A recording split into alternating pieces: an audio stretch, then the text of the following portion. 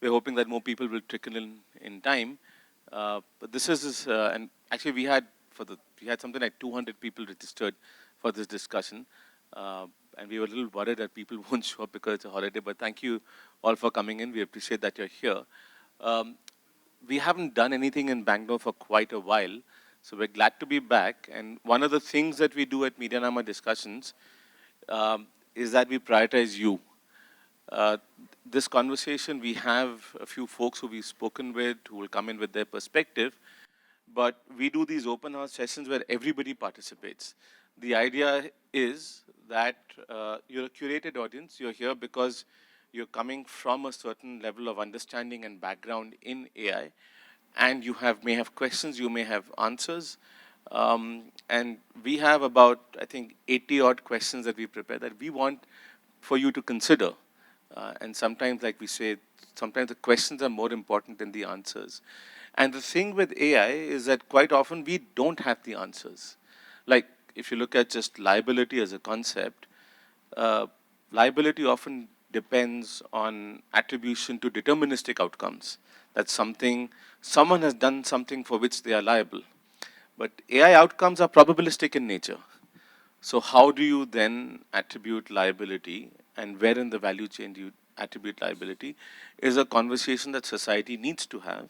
And how will AI change the way we look at law going forward, right?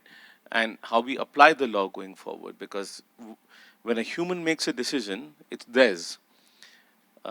When a machine makes a decision, whose is it? And if the machine is imperfect, whose responsibility is it? Whose liability is it? Who can go to court for what? Is one part of the conversation, right? The other part is, of course, that the world over now, um, AI is being seen as a shift that's taking place in society, in productivity, in tools, applications, in industry as a part of Industry 4.0. And no one wants to miss that bus. So there is a balance that's needed between regulation and innovation.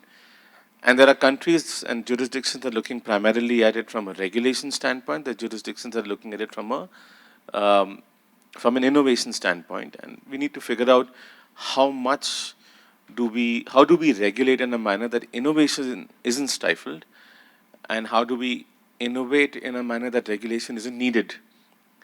And so, one part of this conversation is to also to help you start thinking about some of these things, whether you're building or you're in a legal function, um, or if you're a founder who's trying to build a business around it, is to help you start thinking about these things, because as things change, regulation will come in. The other is, we know that the world is, you remember that old story about IT services, right? They had to take licenses or get permission to import computers into India. And the IT services industry eventually, after a lot of fight, got the regulatory support to to grow that industry in the country, including tax breaks, et cetera, et cetera, et cetera, right? Um, we're in a phase where IT services might be negatively impacted by AI, but we're also in a phase where we need similar kind of support for that part, for the AI ecosystem, because governments now realize that the impact of AI is similar to the impact of the internet. Just like our government, especially the NDA government, switched focus very quickly to Digital India, started pushing for internet growth. Some regulatory changes helped ensure that internet scales in India. And we've taken the Digital India idea and the impact of the internet and technology and in payments to the world now, saying, hey, look, this is how digitization can happen rapidly, how it can help. And it's very clear that we don't want to miss that bus with AI. And so what are different countries doing to enable AI in the world? Uh, where can government act and where can it get out of the way is again a conversation to be had. So our objective is to enable you to have that conversation. I have questions, you have answers. Um, I'm going to run you through a little bit. So we have divided this into two separate sessions. One part is on enabling frameworks, and the other part is on regulation frameworks, which is more restrictive, legal, dealing with liability kind of frameworks. When we held this discussion in Delhi, because most of our community in Delhi is policy folks, almost 80% of the conversation was focused on liability. We want to focus on liability a little less and more on enabling over here. There are also questions on data and data sets and what can we do for training models and things like that. Right? So we'll have those conversations. I actually don't have this on my screen, but we will not cover copyright because I think that's a whole separate discussion. I have very strong views on that as a copyright owner uh, on AI and copyright. But on enabling frameworks, I wanted to first run you through. Can everyone see the screen back there? So, yes, okay. So one is India's AI missions focusing on enhancing compute capacity on AI innovation centers where they're looking at developing and deploying indigenous LLM models and domain-specific foundational models. There's an AI datasets platform to enable access to high-quality datasets. There's an AI application development initiative, which is looking at sectoral problems and addressing problem statements of ministries in particular. So essentially the AI for Good initiative from an India perspective. We have a skilling initiative that's planned, startup financing, and ensuring responsible development of AI. These are the 7 pillars of India's AI mission. But what's really where the rubber hits the road is the funding part. And as you can see, almost half is going to be about compute. And that's again a question that we wanted to explore about what should the percentage split be? What do we need more of? And is compute going to change and is this forward-looking enough? How does this shift? This was an answer given in Parliament, I think last week. And we've covered this on MediaNama, so that's how we got the specific split. The other is the Innovation Center, which if you look at, is just about deploying indigenous LLMs, is 19% of the total, and 18% is startup financing. So skilling is just 8.5. App development maybe not needed as much, is 6.64. Data sets is minuscule. Safe and trusted AI is 0.2% of the total outlay. And it's sort of, I was a little surprised about the skilling part. I thought we would do more on skilling. And there's a reason for that. This is Singapore's national AI strategy. I know this is going to be difficult to read, so I'll read it for you. This is Singapore's second AI strategy that came out, I think, a few months ago. So they're looking at national AI R&D plans for specific selected research areas. They're looking at improving public service productivity, creating AI centers of excellence. They're creating AI accelerator programs, significantly increasing high-performance compute available in Singapore, and building capacities in data services and privacy-enhancing technologies. India's policy does not mention anything about privacy. Unlocking government data for use cases that serve the public good.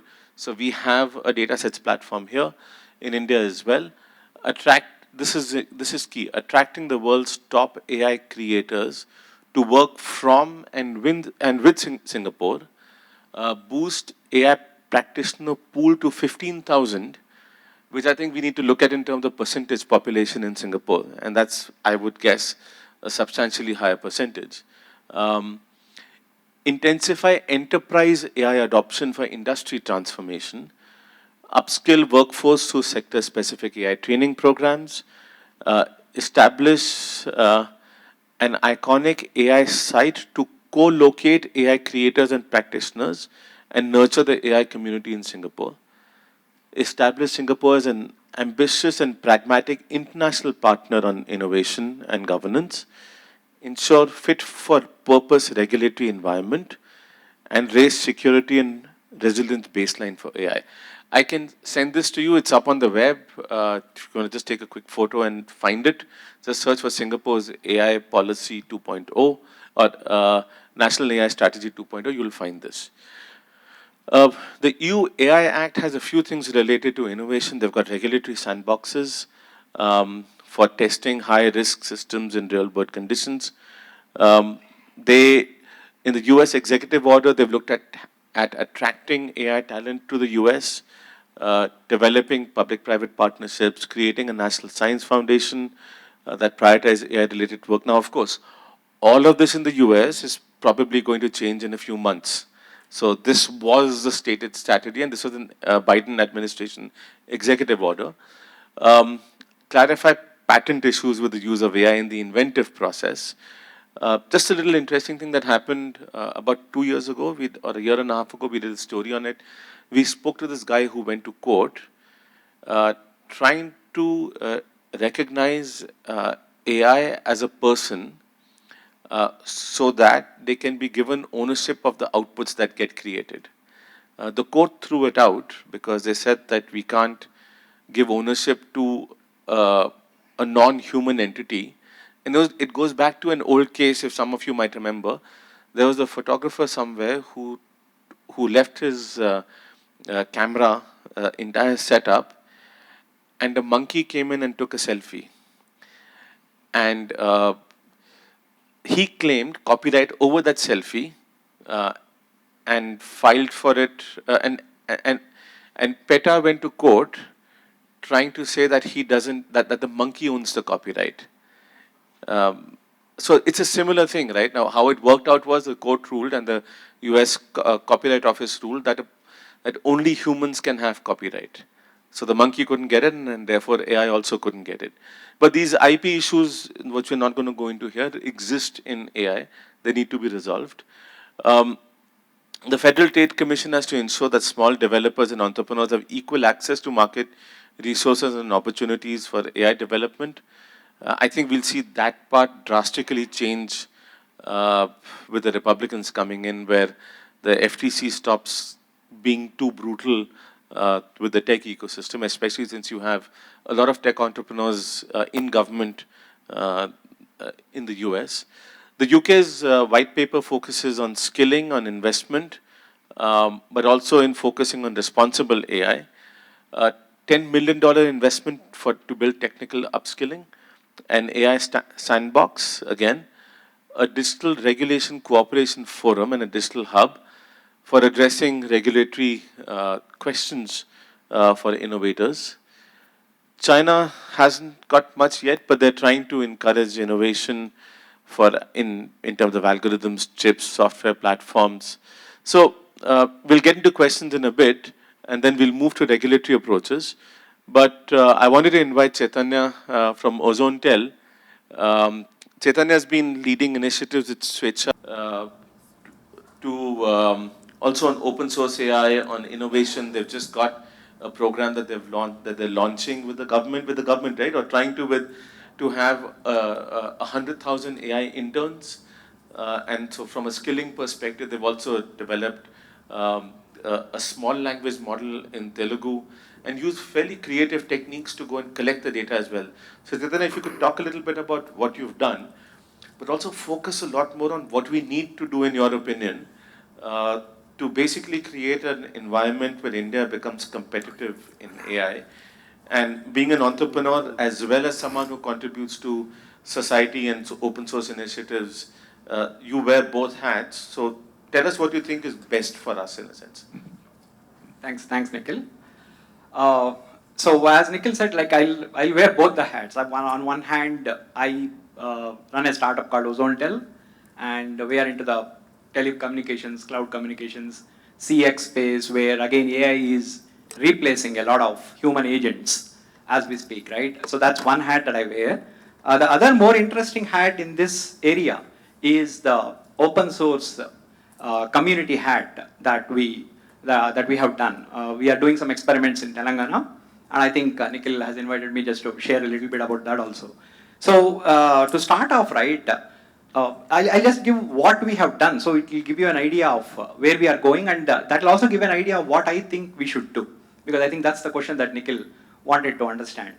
So when we started, the whole thought process started when obviously I always take back to that system where Sama said that you can't build an Indian language model with $10 million or whatever that fiasco happened, right? I mean, Rajanandan asked Sama, can you build, if I have $10 million, can we build and don't even dream or something like that, Sama said.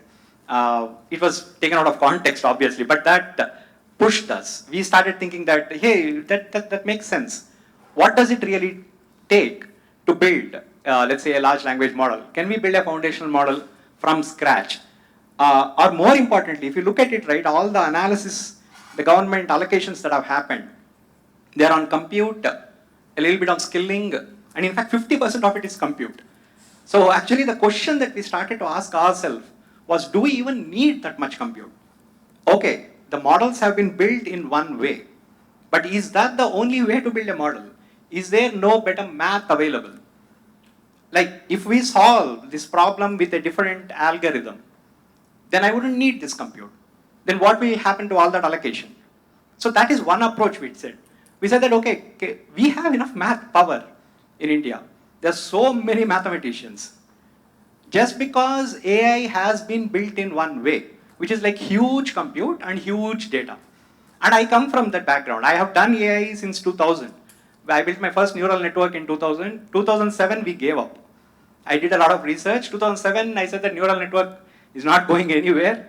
As they say, we hit a wall. And we stopped the neural network research and we did some other work in different algorithms. But DeepMind and others showed that you can push through the walls. You can smash the wall and solve the problem. So a lot of compute and a lot of data proved that this can be solved.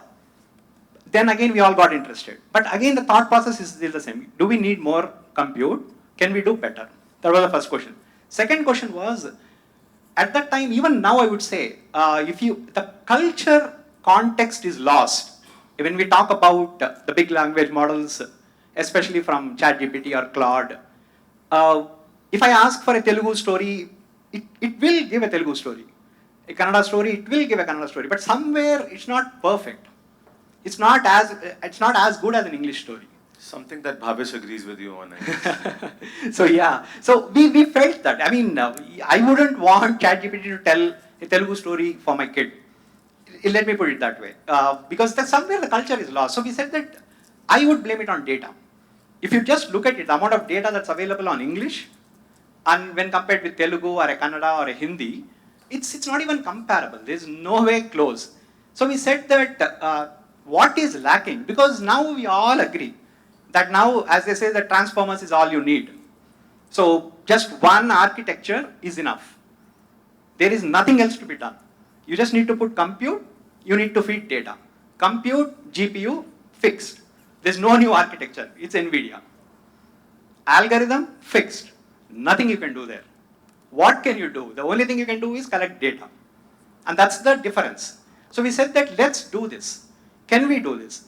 And how do we go about doing it? So that's when I reached out to Swecha, which is an open source organization in Telangana. A similar approach, similar problem we had encountered, where if you look at operating systems, they were all in English at that time. And we said that what does it take to actually build a Telugu operating system? Mic up, it's on. It's on? Yeah. So what does it take to actually build a Telugu operating system? So what we did was, we took that Ubuntu Debian setup, and we translated, I think, around 4 lakh lines. In 2 days, we got college students involved, and we did a datathon, we called it at that time. Something like, I think, 40,000, 50,000 engineering college students sat down in a single day. They translated from English to Telugu, and it was released as Swecha Ubuntu. This was back in 2006. So I reached out to them and said, can we do something like that for AI? Can we take the power of the engineering college students and can we build a data set? So the first attempt of that was what we called as Chandamama Kathalu. Because everybody, as we as kids, I think we'll be the last generation. My kids won't know Chandamama Katalu, but we all know what is Chandamama. So we said that we asked our students, we went to the colleges and said that ask the students to write this Chandamama Katalu. We put the OCR in front of them, they were supposed to just type it out. And we collected from 1950s a lot of data, some small language model worth of data we collected. This was done in 2 days, which proved to us that there can be an alternative way to collect data. There is a community-driven way. Because right now, the data that is collected, that is the discussions that we are having, right? The copyright issues. We have no clue. And that is one thing, no model guy will tell what data they have trained it on. Because they don't want to get exposed for copyright issues and all that. So we said that there is a better way. There is an alternative way, which is a community-driven way. With that, the next step we did was, I told Svecha guys, can we do one more thing? Can we collect speech data? So this time what they did was, they said that they went to colleges again, tier 1, tier 2 and tier 3 colleges.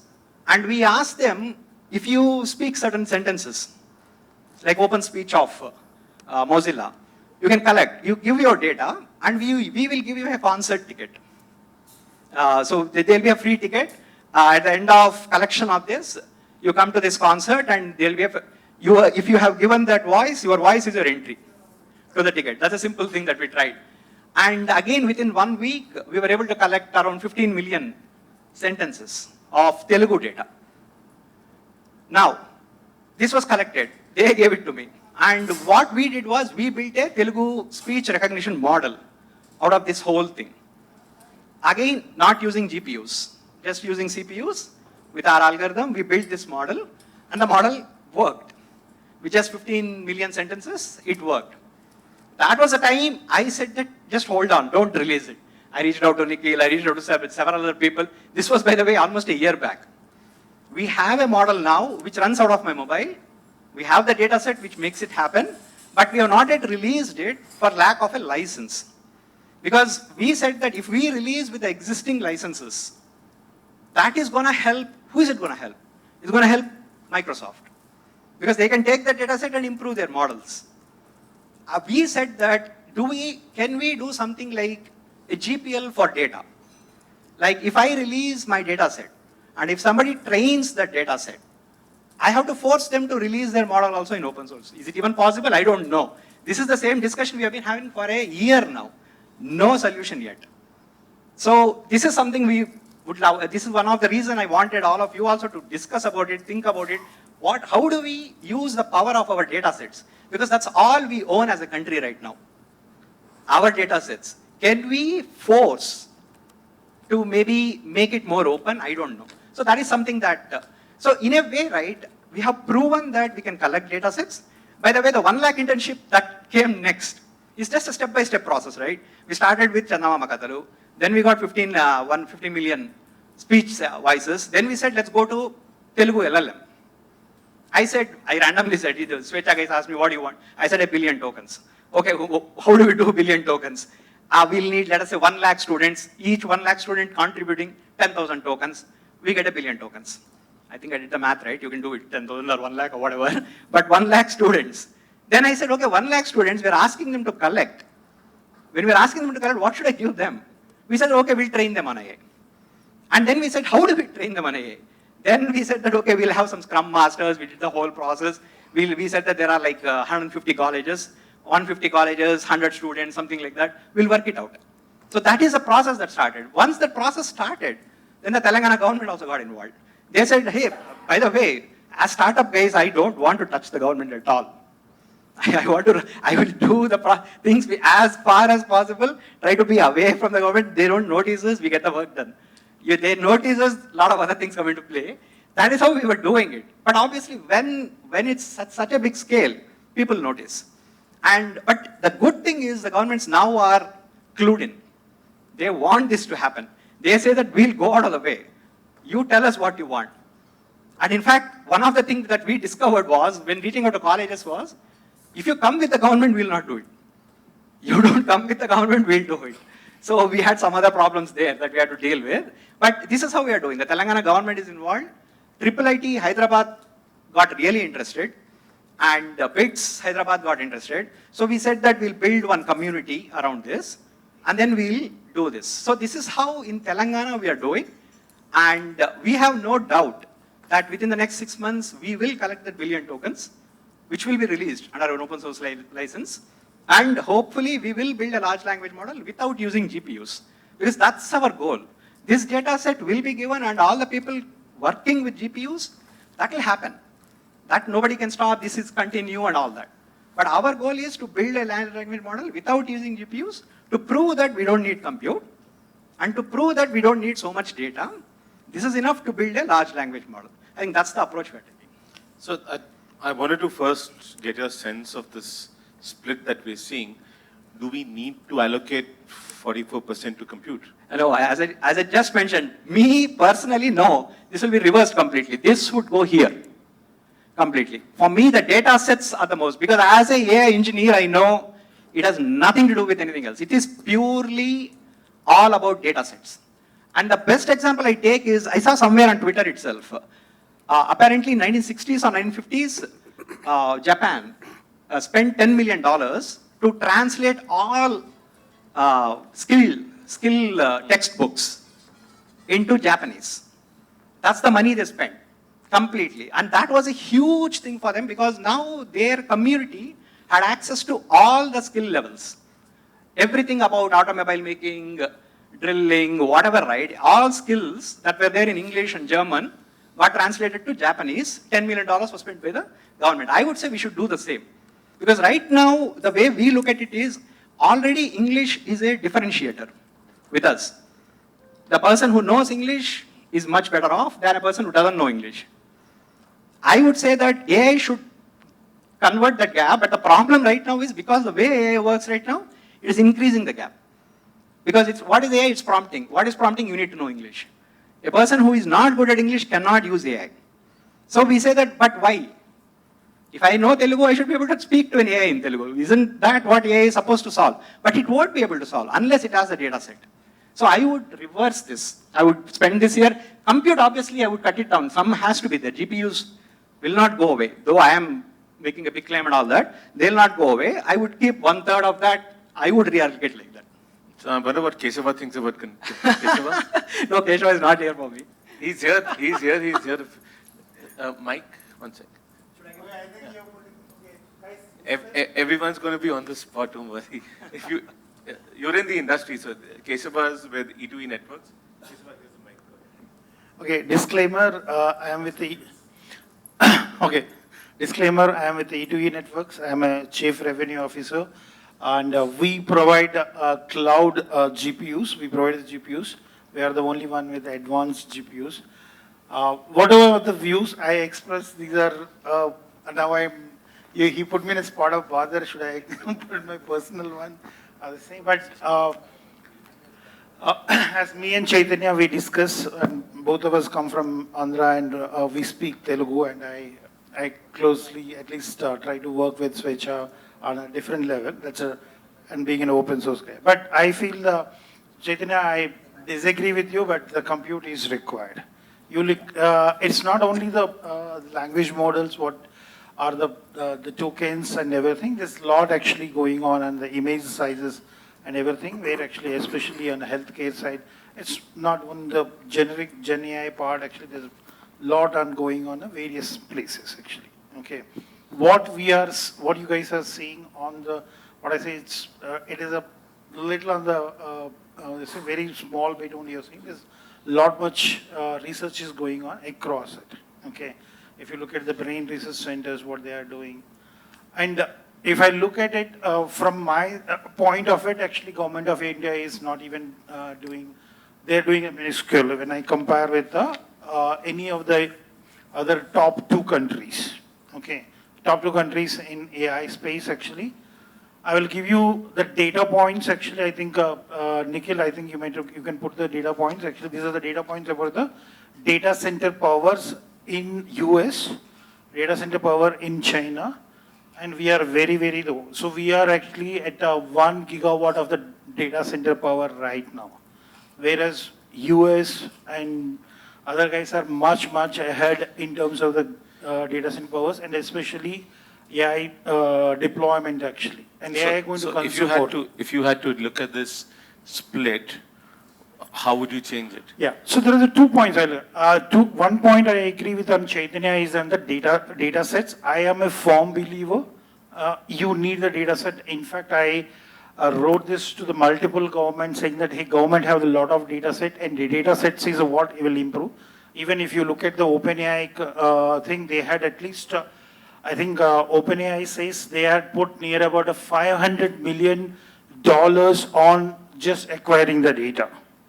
Just acquiring the data. So the two main things I am going to put it is skill. And the rest of the data they stole from the internet. Yeah, that's a different story. So I will, if you ask me, I will say majority of my money I'll put in between these two, compute and the data set.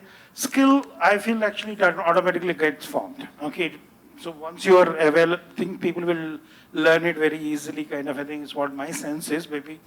But this might actually turn to a debate. Chaitanya, skills should be low priority?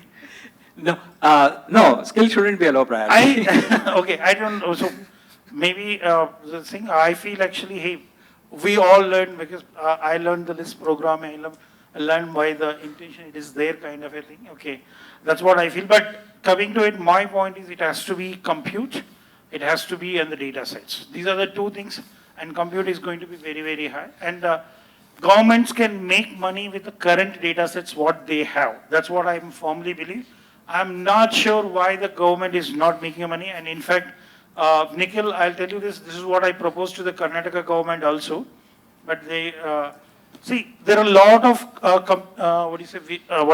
cameras there actually. All the data, which is the traffic data, government is currently storing. Government can use it for the visual models. The same data, they can give it for the people to train for the autonomous driving and various other purposes. They can make money out of it. That's what I feel. And those data sets are good. Same with the health data. The amount of X-rays, amount of the scan data is available. Okay. So we got Umang here. He's building an AI in San Francisco. He's a friend. He was in town, so I asked him to come in. Umang, do you see that split, right? 44% going to compute. Innovation centers are getting 19%, 18% fund. If one, what's the discussion in the valley about compute? Yeah. Is the compute conversation over? Is it increasing? Is it the most important thing in the list? How are you guys looking at it there? Yes. Firstly, thanks for inviting me. It's such a privilege to be here and learn from everybody. On compute, oh, okay. Can you hear me? I'm going to repeat that. Thanks for inviting me. Massive privilege to be here and just hearing everyone's opinion and learning. I grew up in India, so I'm very familiar with India, but I haven't lived here for 15 years. It's all new, and I'm just absorbing. On compute, one of the things that we see there in the Valley and in San Francisco is, if you look at how the research labs have progressed over the last 2-3 years, compute has been the big thing, right? But where that compute has gone is in pre-training and training. And there was this notion of scaling, that as you scale, more data, more compute, larger clusters, AI will get smarter and smarter and smarter to the point that you might get AGI, right? Whatever it means. I don't know what it means. But in the last few months, it's not a secret. Some labs are saying it, some are not, but you can see from their output that scaling is not working as much. Like it's not continuing down the Moore's law was, it just kept on going for decades. And with AI training, scaling is not scaling. So what the newest efforts, the latest efforts are going into is what's called test time compute or inference time compute, like the O1 models that you've tried. They are actually pushing a lot of compute into, when you type in a prompt, that's when a lot of compute power goes in. And what the model is doing on the back end is generating multiple solutions. And they've built these verification systems where every step of the solution, they pick which one might be better. They might pick multiple, right? They narrow down the tree of options. And then they generate the next set of solutions, and the verification engine will go pick 1 or 2 solutions from there, and then they progress down. So so if you've used AI, if you've used O1, especially the more recent ones, it has this thing that says thinking, right? When there's thinking, it's actually going down this test time compute tree. And a lot of compute is shifting over from training and pre-training to inference time or test time, whatever you might call it. So from my perspective, I think the need for compute is only going to grow because you're not going to reduce training and pre-training, and you might. There might be ways to optimize it, but if you look at the frontier models, a lot of it will be at test time and inference time compute, and that has massive implications in terms of your capex and opex, because what you do in training is capex, what you do at inference time is opex. As an individual user, either a business customer or end user of, say, O1, I am not directly funding the capital expenditure that's going into training O1, but as a user, they might be able to charge me for how much time the model spends thinking. Right? That's all compute time that gets billed, and they might be able to bill me more directly for it. So from my perspective, I think the need for compute is going to grow even larger. Going back to that slide there, I'm not sure how that will break down, but 44% is probably the bare minimum. It's likely going to be larger, is my take. Second thing, and carrying on from what, go ahead, Kesava, you have the mic. Yeah, by the way, open, anyone wants to jump in, please raise your hand. We're discussing compute right now. Okay, guys, I don't know how many of you know Elon Musk has set up the cluster. What is the... And Google just launched Willow. Yeah. So how many GPUs actually the Musk have actually? 100,000? Okay, how many GPUs this will get it? Yeah, that depends on how you price the GPUs for the government, Kesava. So I'm saying, okay, I'm telling at the bare minimum where government without the taxes if they hire, not from buying from me. So this will give you actually max 20,000 GPUs as a cluster. Okay, we are talking at the nation level, somebody is putting actually 20,000 GPUs versus one guy actually is taking that. Please get that. Okay, I feel that's why I say that it's less. And the number of languages we have, and number of dialects we have, or number of problems we have to solve, I think that's a very, very minuscule if you ask me. I think Vivek has a point, and we'll go here, we'll go there. And then Chaitanya, everyone's countering you, so you have to jump in after that. Vivek? So Vivek Abraham from Salesforce. So we really don't invest in compute capacity, and as such, as a company, we're indifferent to what the government does, to the extent that it allows us to compete in the marketplace. So I think that's one major issue that we have, that it's not very clear what they're planning to do with the compute capacity, and there have been talks about unifying all of AI, all government AI on this particular servers or chips. And I think, as my personal opinion is, if the government is investing in such capacity, it should essentially bring that capacity to areas where probably private sector will not go, right? And build some sort of a university research model or a radio telescope model where, people, entities essentially bid for compute capacity or cycles and say that this is a project that I want to run, and I'm not getting cycles anywhere else because it's too expensive, so can I run it on your system?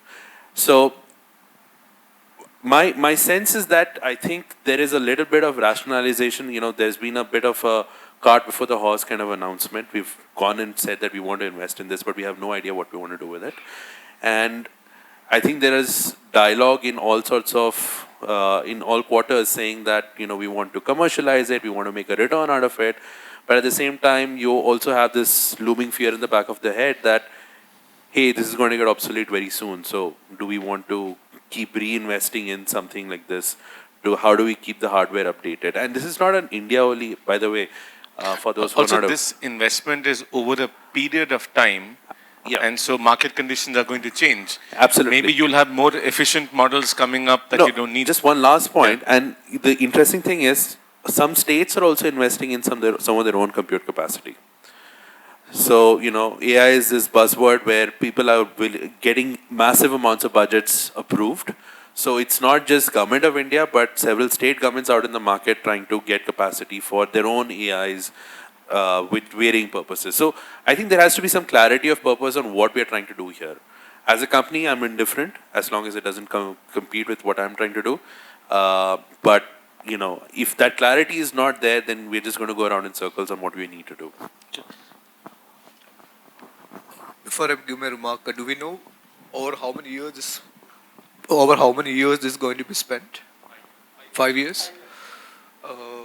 Okay. So while I will not, the way I will respond is that I'll probably prioritize these elements I'll prioritize this each of this in a different manner. As a country, probably I would like to see what are the 5-10 use cases that I would like to solve using the power of AI, and therefore I'll probably allocate Innovation Center the bulk of the amount, and from there to achieve that I need datasets and computing power and probably allocate next to it, and then from there like that I'll probably break it down. But saying that, I love what Chaitanya was saying, very much if we can achieve all these things without much of computing power. I would definitely like to keep an eye on that and invest money in building the technology, largely because the way I see the world, all this computing power, the algorithms are not owned by Indian companies, owned by outside, mostly Europe and the US market, US government. In case our relationship deteriorates over a period of time, they can very well switch off the access for us to these technologies, which we have seen in the past. So in that case, it's very important for us to have these capabilities built indigenously. So I would definitely like to encourage somebody like Chaitanya who's trying to build an alternate way to compute and build that up. And in maybe after 3-4 years, we're able to crack that and break through that wall as we're putting it. Let's then put more money into that. Let me add. Sorry, someone has a mic? Yeah. Okay, go ahead. Me. Sorry. Come then. So I completely agree with Also, please do identify yourself when you speak. Sorry, I'm sorry. Myself Pradeep Rao from Kindred. And whatever I'm saying here, it's my own view. It's not my company's view. Actually, I agree with Chaitanya. In future, this LLM's gonna run without GPU. That doesn't mean that it's gonna go manual. Okay.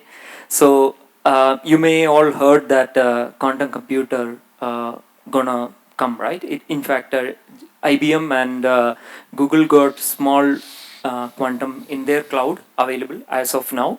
2 weeks back, 3 weeks back, Google announced that they are gonna come up with another, a new version of quantum computer by 2026, and IBM announced that they are gonna come up with a commercial grade quantum computer by 2025, which is few months away now.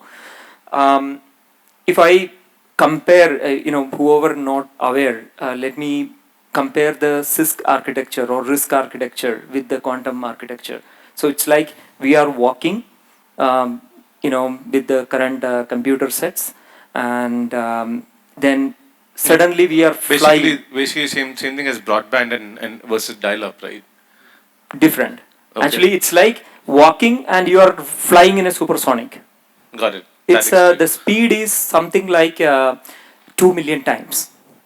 So there is Gartner study recently again came out that says that Q day will be in 2028, quantum day. That's a day quantum will overpower the encryption standards which we have. AES 128, SHE 256 used by Bitcoin. Okay, so that not many understand the tech, but we get your point. Yeah, so one last point is, this...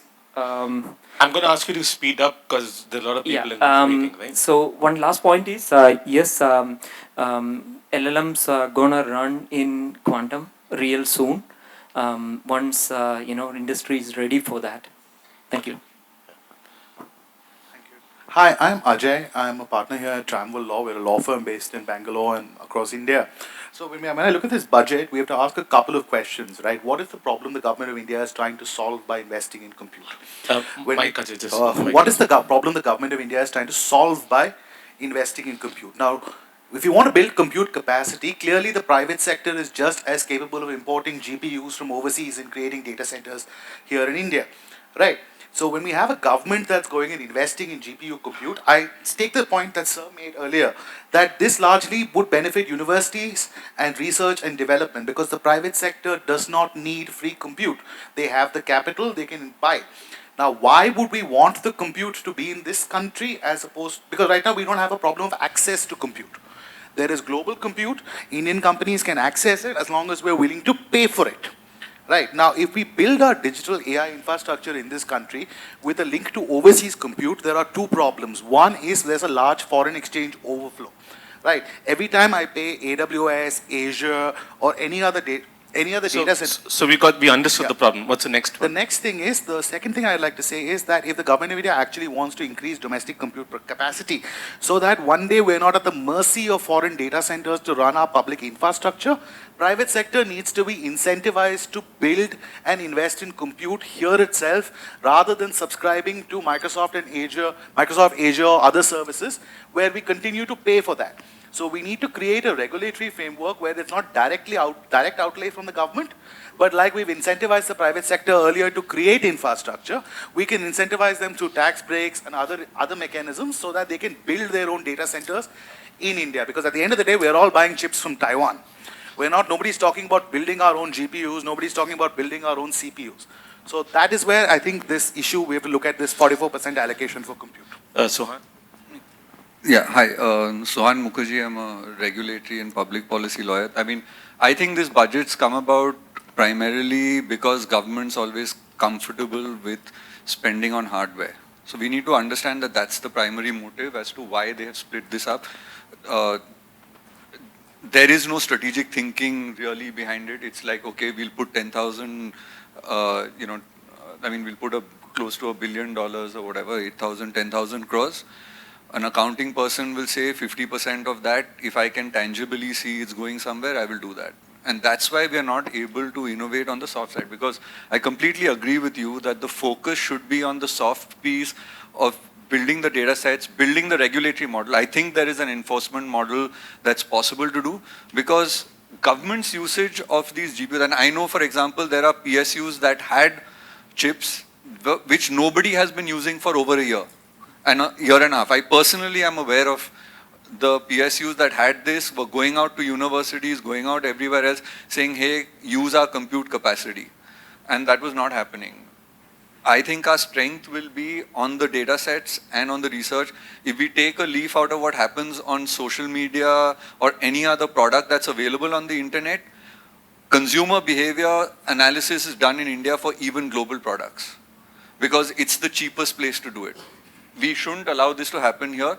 Government spend on hardware should go into defense and nuclear and those places, and let them use that money, because that's strategic. The private sector can take care of the rest. So very quick points, please, because we want to move to data sets as well. We'll go there, and there. Quick points, 30 seconds, please. Bharat from the Takshila Institution. So it's not just the amount of money allocated to compute that's a problem, but how they are spending it. So let's go there then. Yeah. So how they spend it. They've called for a tender. I think 17 or 19 companies have. How should it be spent according to you? I'll just tell you what they're doing. So it's an empanelment process. They've received bids from a number of vendors, and they're going to select a few of them, and that compute is now going to be allocated to companies that the government decides, companies, startups, academia, whoever, that the government decides, and they decide also a price at which it will be allocated. So they're picking who they give this out to and what price it is given out to, right? So, so now the question is also, is the government the best entity to decide who is who's going to get access to the compute? Use it best and what purpose it should be used for. So they've identified a few priority sectors, but there are a lot of inefficiencies in how this will be rolled out. So a lot of other problems than just the money that's being spent. Okay, Sohan has something to add. Yeah, I mean, on some of the programs where government hardware is being used, government's also twisting the arms to give IP rights to certain entities within government. And I don't know how many people will be comfortable with that as well. So IP as an intellectual property, not internet protocol. Yeah. Sorry. Hello, good afternoon. I really like how Mr. Chaitanya spoke about the importance of data sets, and I'll be even quicker. And I like how Swan also speaks about how we need to focus, or I like how Swan speaks about not calling AI a strategic situation of strategic importance to the government, but I beg to differ on that point. But as we are moving to data sets soon, let me also tell you that it is very important to publicize what kind of data sets are being used. And over here, I think we can take inspiration from what California has done with AB 2013, where they put the emphasis on publicizing what kind of data sets you're using. All right, you're going to tell us what are the characteristics of this data sets, if it's purchased or licensed, what are the number of data points in the data sets they are using, what is the intended purpose, their description. I think more transparency and clarity in data sets is going to help, because that's the building block after all. So we'll go to data sets now, but you've been waiting at the back. Yeah, go ahead. Hey, thanks. I'm Sridhar from Artha, and my sense is from what we've seen in the past on how the Indian government deals with technology and emerging technologies in general, I don't know if we should look at this as anything other than a signal or, intent or interest. And so it's not going to make a dent in the demand and supply thing. It's not going to be innovative.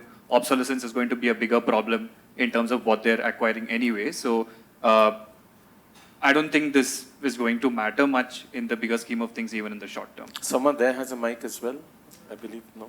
Someone there. Okay. Sorry. Someone here also has a point to make. Go ahead, right in front of you.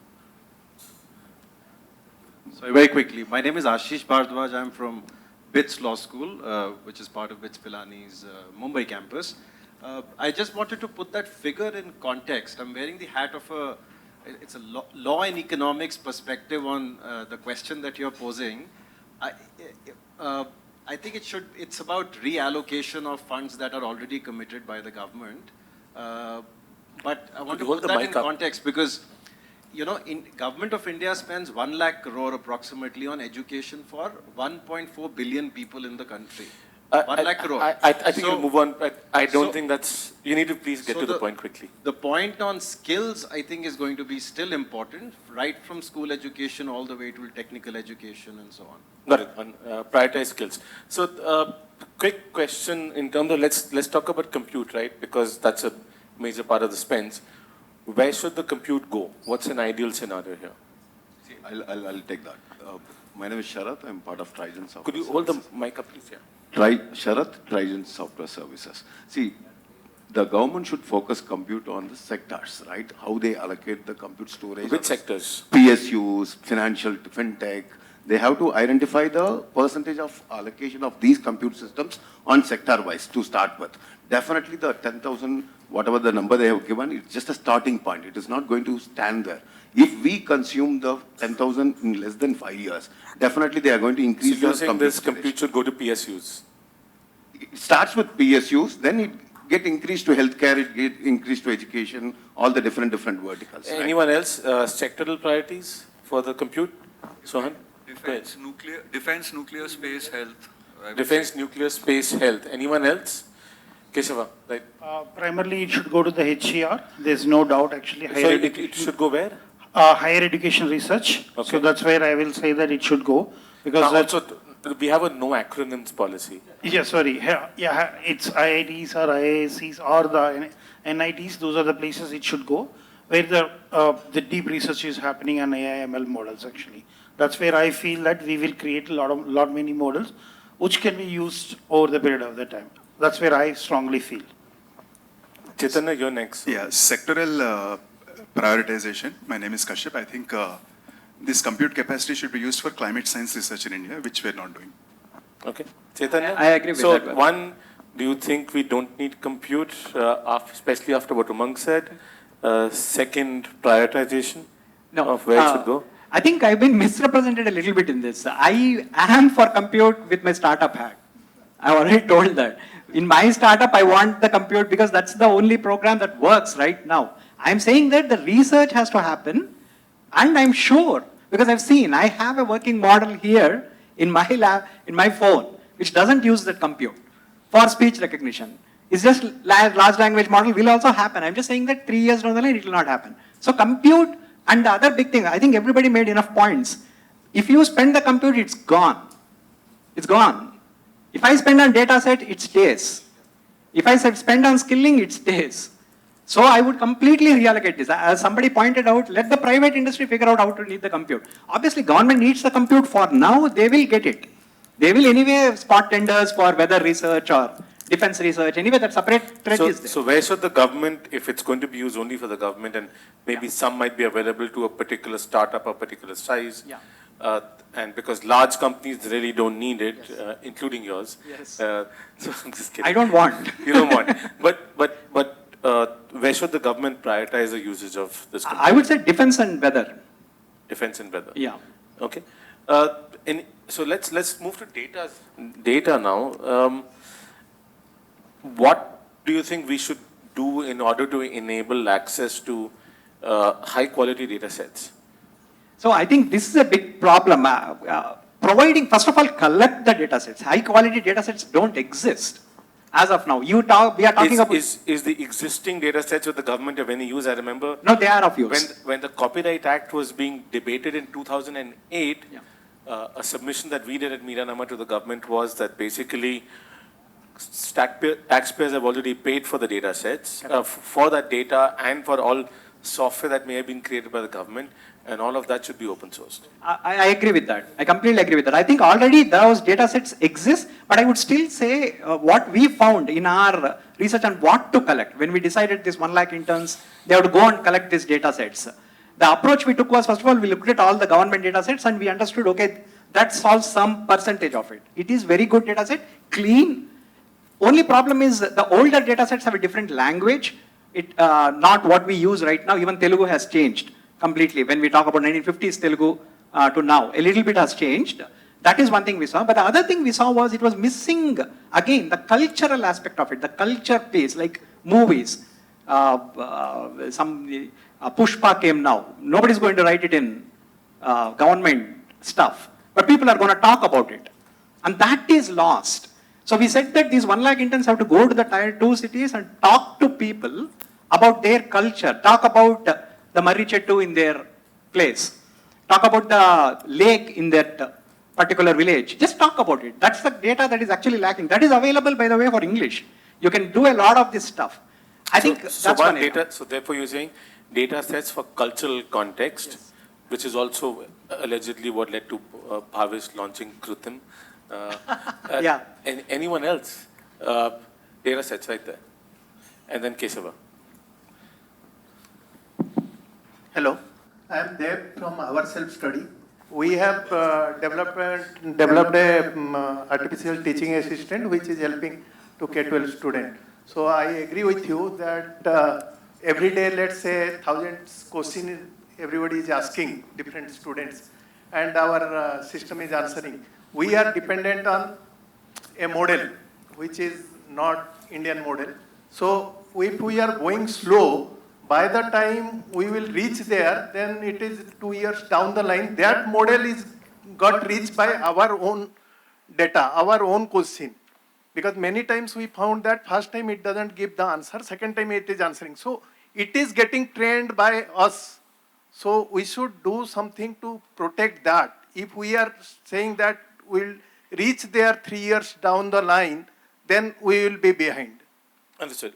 Kesava, then so on. Anyone else want? You have a point. Okay, great. Yeah. Nikhil, actually, honestly, there is a quality data sets are there in across the various sectors. So let me give you the health sector. Health belongs to the state.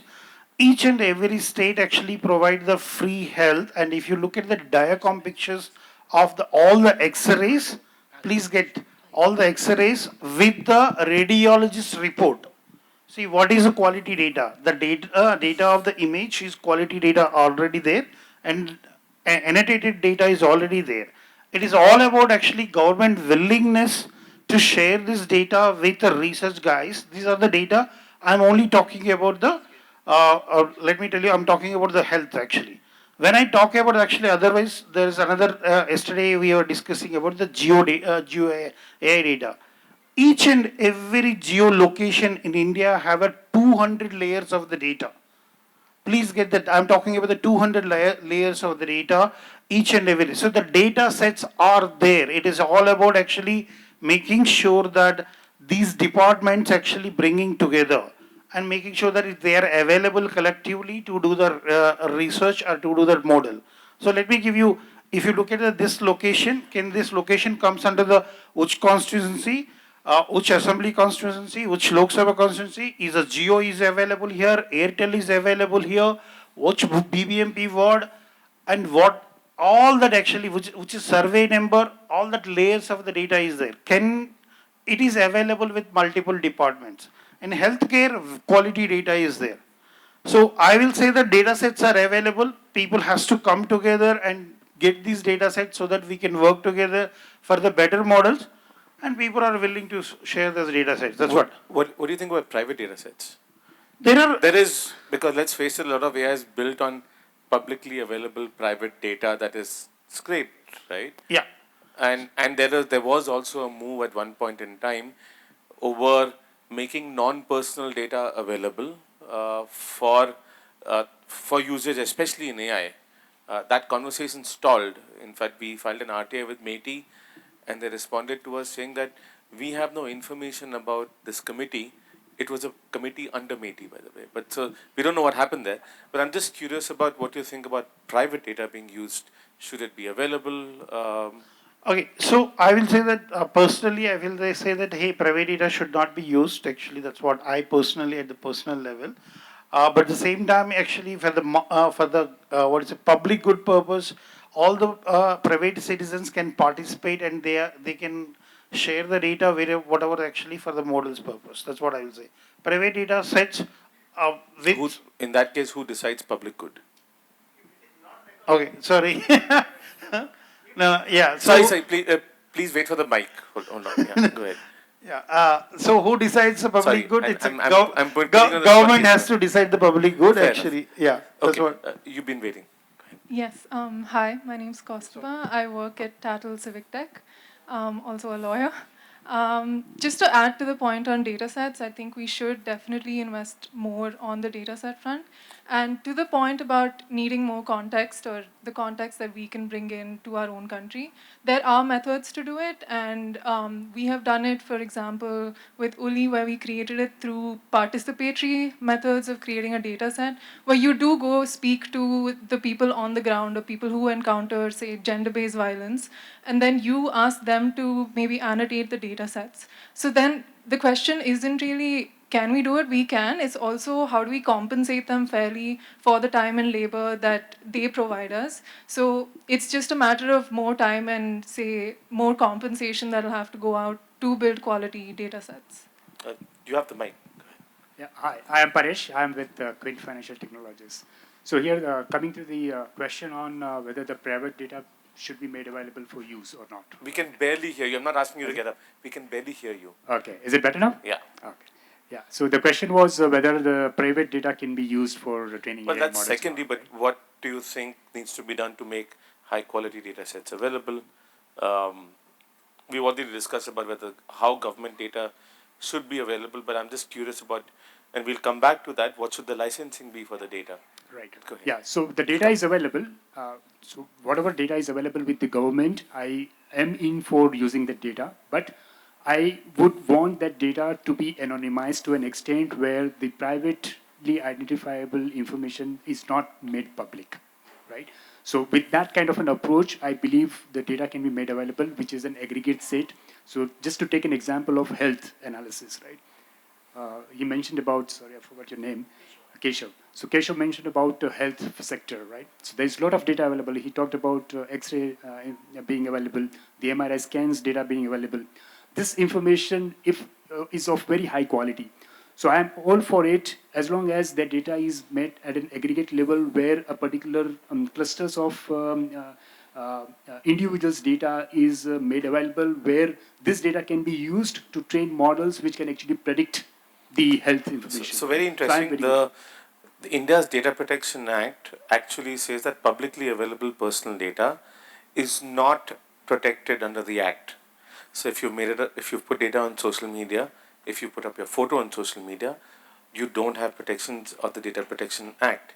In contrast, when the Joint Parliamentary Committee had done its report, they actually said that even anonymized non-personal data, any data which pertains to a person, should still have privacy protections because it can be layered on top of personal data, and therefore there's a risk of re-identification or attribution of certain characteristics. And so therefore completely contrasting views on how even anonymized private data can be used. But sorry, someone here? Just the last time when I was in OpenAI conference in India, Delhi, they have clearly called out there's a data.governance.in where ICAR provides agriculture related data. So we're aware of data.gov. So I think these data are publicly available, and that's where the 200 crore whatever they have spent it, right, to generate that. And it's a people to come forward and ask for the details what you want to. Understood. So Shrija has the mic there. Go ahead, and then we'll go back. Then we'll come here. Hello. Yeah, hi. I'm Shrija. I work with Digital Futures Lab. One quick thing on datasets, and I think Chaitanya might have something to say about that, is that yes, we are collecting all this data. The efficacy of the data might be something we are thinking about, especially because who's collecting it might be, if students are collecting it, is it of high quality and stuff like that. The point is, does it go back to the big tech companies? Does it go back to Microsoft? Does it, what happens in that cycle if you're collecting it? We will come back to Chaitanya on licensing. Don't worry, he wants to talk about it. Right back there. Hi, thank you. I'm Vasantika. I work with a law firm. I'm a partner, Cosmos Partners. So about the data sets. Now, from what I'm seeing, I would say Telangana, Karnataka, some of these states have huge projects which are heavily invested in ensuring that the data sets are useful. Many states will have, but the data sets are all disparate. Every department will have, one bit, and they only know what to do with, they don't even know what to do with what they have. So I don't know how many are aware that Karnataka is a huge data lake project, and they're trying to make sense of various things from almost all the departments you can make out, and that will, definitely feed into something like this. Telangana can feed into something like this, but I'm not sure all other states are really geared and ready to be able to support and give good data sets. And then about anonymization, of course, if we have a good data set, data lake program, they do use a lot of anonymized data because they're pulling out all the metadata. They're trying to identify various identifiers, and they're totally, anonymized, so not even pseudonymized as far as I know. They give out anonymized data sets for people to work on. So that takes it away from, the privacy constraints. So all states need to perhaps invest and get there to make it useful for the entire country. So that's very important. So Kiran, as you can see, there's a little bit of tension here between privacy in anonymized or even aggregated data versus the utility of aggregated data or even anonymized data for training AI. Where do you stand on that? So far I've not been convinced that anonymization actually works. It's anytime you anonymize on a certain vector, but if the same data appears in a different data set anonymized in some other vector, it's possible to recombine them, and those accidents happen a lot. Like for instance, even if I want to say track user activity on my website, I am not even recording user identity. But the fact that some pieces of content are only available to some users immediately gives away their identity when they appear in anonymized data set of browsing behavior. So there are lots of mistakes that are possible with it. So personally, I'm extremely uncomfortable with any claim of anonymized data.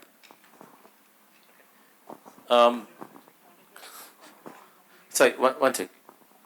I think technology is getting advanced. There is a confidential computing. You can anonymize it. I think you need, technology is getting advanced. That's what I just want to say. So his point is basically that no matter how much you anonymize it, it can anonymized data can be layered, it can be compared to figure out identities when you also have realistic data available. Sorry, go ahead. Just building on this conversation here, there are already ongoing initiatives like Open Safely by NHS in the UK, where they don't give you access to the data but let you figure out how to use it for the public good. And so that is a very high bar in terms of making sure privacy concerns are addressed and you don't have to worry about leaking, re-identification and so on. So at least for the public sector, that's a useful way to think about an infrastructure and a mindset gap that can be bridged to make sure it's trustworthy and can be used in the public sector. In the private sector, I think it's more of, cultural, because we're seeing PhonePe's Pulse, we're seeing Zomato's climate weather data all coming out. So private sector is putting out data. I can tell you with PhonePe's Pulse, and I talked to Samir about it that time, and he said they consciously chose not to go to a level below the district level.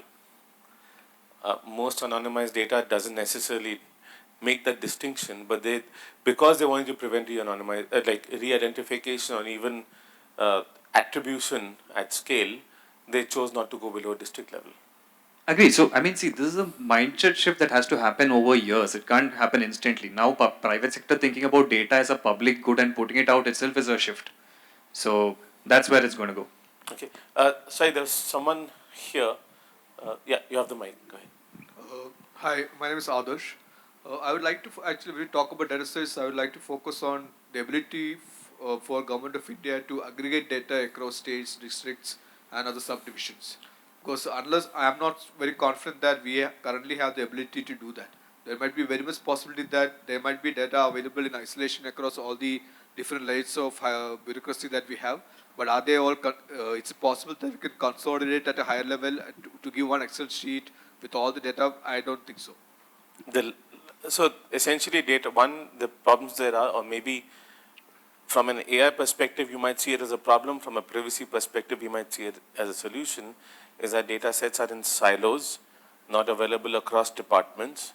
And at times there were legal requirements ensuring that, but those silos are gradually being broken, and AI might actually be a cause for breaking those silos as well. I don't know at this point, but so in my day job, I do a lot of research. In the last 15 years, I have probably gone through statistical websites of close to 80 to 100 countries in the world. And I can very confidently say that India government has the poorest quality of data at this point of time. Poorest quality of data at this point in time. So government, okay, so you've been waiting for a very long time. Sorry about that. I'm Sneha.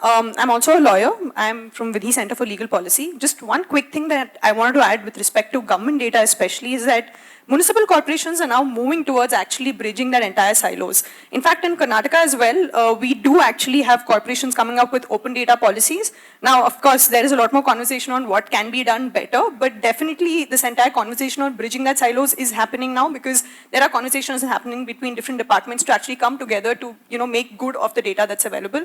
But classically, the question goes back into whether data scraping is a legitimate use of data in itself. And Nikhil, this is going back to what you essentially said, that, there is not much of conversation around data protection and privacy when it comes to data in itself. And if I'm going to give my data and it's on a public platform, does that automatically mean that that is non-personal data? And if I'm not giving explicit consent to it, can somebody just pick that up and use? And that's where the conversation around the Digital Data Protection Act needs to come in. And I think that's exactly what you had pointed out a couple of minutes ago, that there is. Yeah, I would say yes.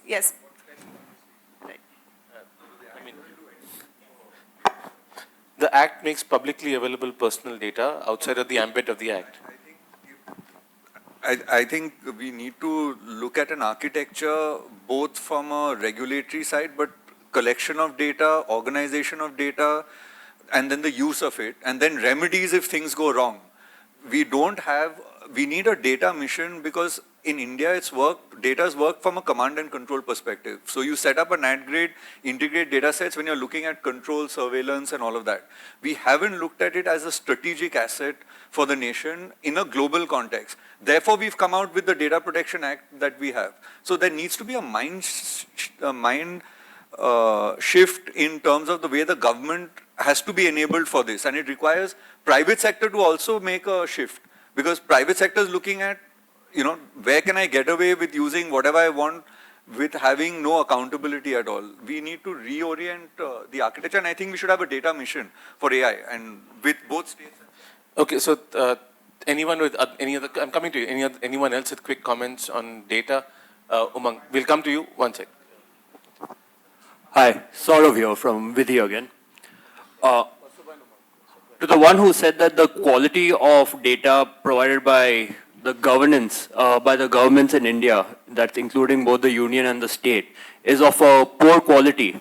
I would actually request you to also try to look at how different layers of governments in India are trying to collect data.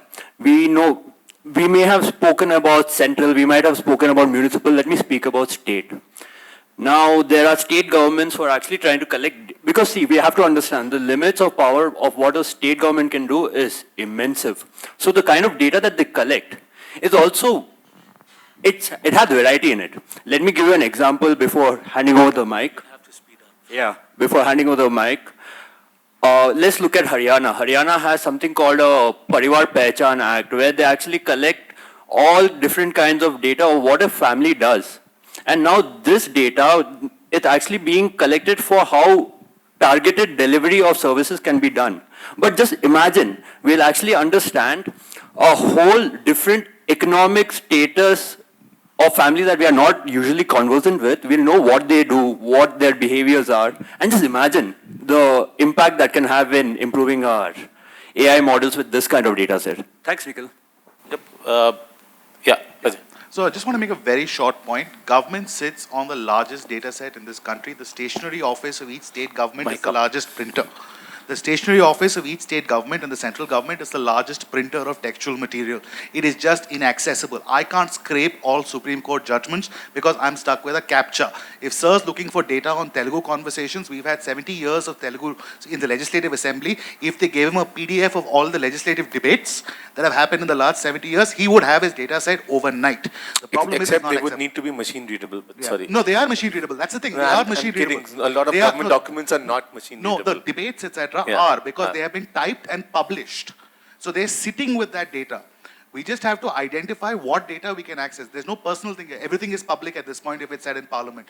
We've had 100 years of the Central Legislative Assembly, 200 years of the Indian judiciary. We have newspapers that have gone out of print, are now in the public domain. They all sit in the National Archives in Delhi. And they're all part of the digitalized process. You can go to Bowen Lake portal and you can access them. All I want to know is why can't I do a one-click PDF download? Why do I have to build a scraping system to try and get around a captcha every time I want to download an SC judgment? I think that's a great point. Umang? Yeah, so a quick point on the previous discussion on anonymization of data and how foolproof. Mic up. Quick point on the previous discussion on how anonymization of data and how foolproof it can be. I think we've seen that private companies are generally, well, they have their own incentives, so they're not looking out for privacy of individuals for the most part. But governments also can go to the other extreme, and you get acts like GDPR that make you click on 1,000 cookie banners every 5 seconds. I think this is going to be a big issue for India, and if the government is pushing this forward, it'll be good to merge both the government side initiative to look out for the individuals, but also rely on private sector research and technology. There's new encryption algorithms. There's something called homomorphic encryption. I won't go super deep into that. That can keep data encrypted, yet you can perform computation on it. I don't think we should let privacy be the reason why we don't get data together, but also not give it out. Data sitting unencrypted anywhere is a massive liability. Yeah, just one comment on the National Archives. So the Internet Archive also archives libraries. And I don't know if many people are aware of this, but a lot of their engineering for the library project happens in Bangalore. They're locally based. And some of these people have started a new organization. They call themselves the Servants of Knowledge. They have built book scanning machines that are superior to the ones that the Internet Archive uses. And now IA uses what is built out here in Bangalore. And they are also busy scanning libraries around. They're mostly looking for contacts. They already have a backlog of libraries that they're going through. They're currently in Lalbagh. Lalbagh has a library that I think most people are not aware of. So the fact is that there is work going on for archiving what's on paper. The Orissa High Court has also done a phenomenal job of archiving their systems. I just think we need more of that. One, just go look these people up. In fact, one of the founders is also in Bangalore this week. He's giving a talk on Friday. These people need more exposure. There should be more libraries talking to them instead of them chasing down libraries. So I just think if anyone's willing to assist with that, please do. Just look up servants of knowledge. You'll find them online. We'd like to write about them, so please connect us. You have the mic here. I think we need to find a way to monetize all these large language models or small language models. Otherwise, the only guys who will be making money out of these are the compute guys, right? So we have done scans of close to 30,000 brain images, and we have developed a model which can, with a large accuracy, can detect tumors in the brain. Could you just identify yourself as well? Yeah, my name is Samir. I work for a company called Element Technologies. So we did that, but we could not find a way to monetize it, or we could not find a buyer, even a large hospital network and these things like that, because they have their own AI. Everybody is doing so much in these aspects, but we still do not have a way to monetize any of it. Probably an issue of there being supply before demand. Could be, but we still need to figure this out because the economics does not sit right at this point in time. Okay. Do you have the mic? Hi, yeah, I'm Gautam from the Apti Institute, and I think Umang mentioned homomorphic encryption. Could you move the mic up? Yeah, sorry. I think Umang mentioned homomorphic encryption. So there have been other, sort of AI interventions in cybersecurity, like differential privacy. So we are seeing, gains in those spaces. But how do we sort of leverage like that private sector and differential privacy by itself is not perfect. There have been, in the early days of differential privacy itself, it was shown that re-identification was possible. So these are movements, but for everything that you do, there is a counter. There can be someone who breaks it as well, right? That's basically an arms race. Oh yeah, just the point I was trying to make was sort of like these interventions can be thought of like with the private sector and the public sector working in tandem. Yeah. Hi. My question was, my comment rather, I think based on this discussion, I wonder if the starting point should be, arriving at a credible taxonomy for the data itself. I mean, by that I mean, look at what common characteristics exist among different types of data and see if you can sort of classify the data based on that. So it could be private or public, anonymous, non-anonymous. It could be, commercial use or non-commercial use. Verified data, non-verified data. I mean, obviously a whole bunch of things, you need to think about a whole bunch of things before you arrive at a taxonomy. Once you do arrive at that, then that might also help inform, how you can actually license the data out, or how it is that, you can look at using that data. Sorry, I'm Hari Bhardwaj, I'm an independent lawyer. We'll now move to licensing, but you had a point here. Quickly, please. I am Prakhar from 6AI. So we are a couple of engineers from BITS Pilani. We work in large language model evaluation, safety, observability, and all of that. And I want to come from the other end of the perspective. Once a large language model or an AI system is made, at the end of it, when we are seeing company use these models, there are two problems that arise from the first steps that were taken during the training phase. And this is related to the data part of it. And I think a framework which Chaitanya talked about, which can help with this, is right. So the two problems are, first comes from the data ownership perspective. What are the kind of liabilities that you as a company can have having made an AI system out of, say, some proprietary data and things like that. So in a lot of jurisdictions, you have a lot of liability for how your AI system is performing. So the second risk that arises is with regards to biases. So a lot of times when you're using unstructured and generally scraped data, you get a lot of inherent implicit biases in your system, which you are eventually liable for. So if you have a consumer-facing chatbot or something like that, that is somewhere you face those problems, and we are seeing a lot of companies go through that. So from that perspective, a good data framework for the training and evaluations part, that's an important step. So we'll talk about some of these things when you talk about regulatory frameworks later on. I remember, Lloyd, you had your hand up as well. Yeah, I had just one very small clarification from Umang. When you earlier mentioned about, kind of compute time, and you classified them as thinking being OPEX, whereas, random plain compute being CAPEX, is that like a defined financial classification, or is that just ease of saying things. Sorry, my name is Lloyd. And yeah. It is, thanks for the comment. It is very emerging, and I don't think these are defined financial terms. The way I've been looking at it, and some of the people that I speak to continuously looking at it, is when you train a model, you have capital expenditure because you have that outlay initially. But when you are doing inference time compute, that is cost that is serving a single user at the time the demand comes in, which is why I call it OpEx. But there are no definitions. It's so new, it's super frontier, there are no definitions yet. And there is no classification in terms of the number of hours spent on developing versus thinking. Is there like a hard number? So, no, I don't think there are numbers available yet. All of this is being done by research labs, OpenAI, Anthropic, Google, etc., and they're keeping it very, very tight and close to the chest. Thanks, Umang. So Chaitanya, we've talked about data, we've talked about compute. Let's now talk about accessibility of that data as well as control over the accessibility of the data, right? Because that's the problem that you've been grappling with.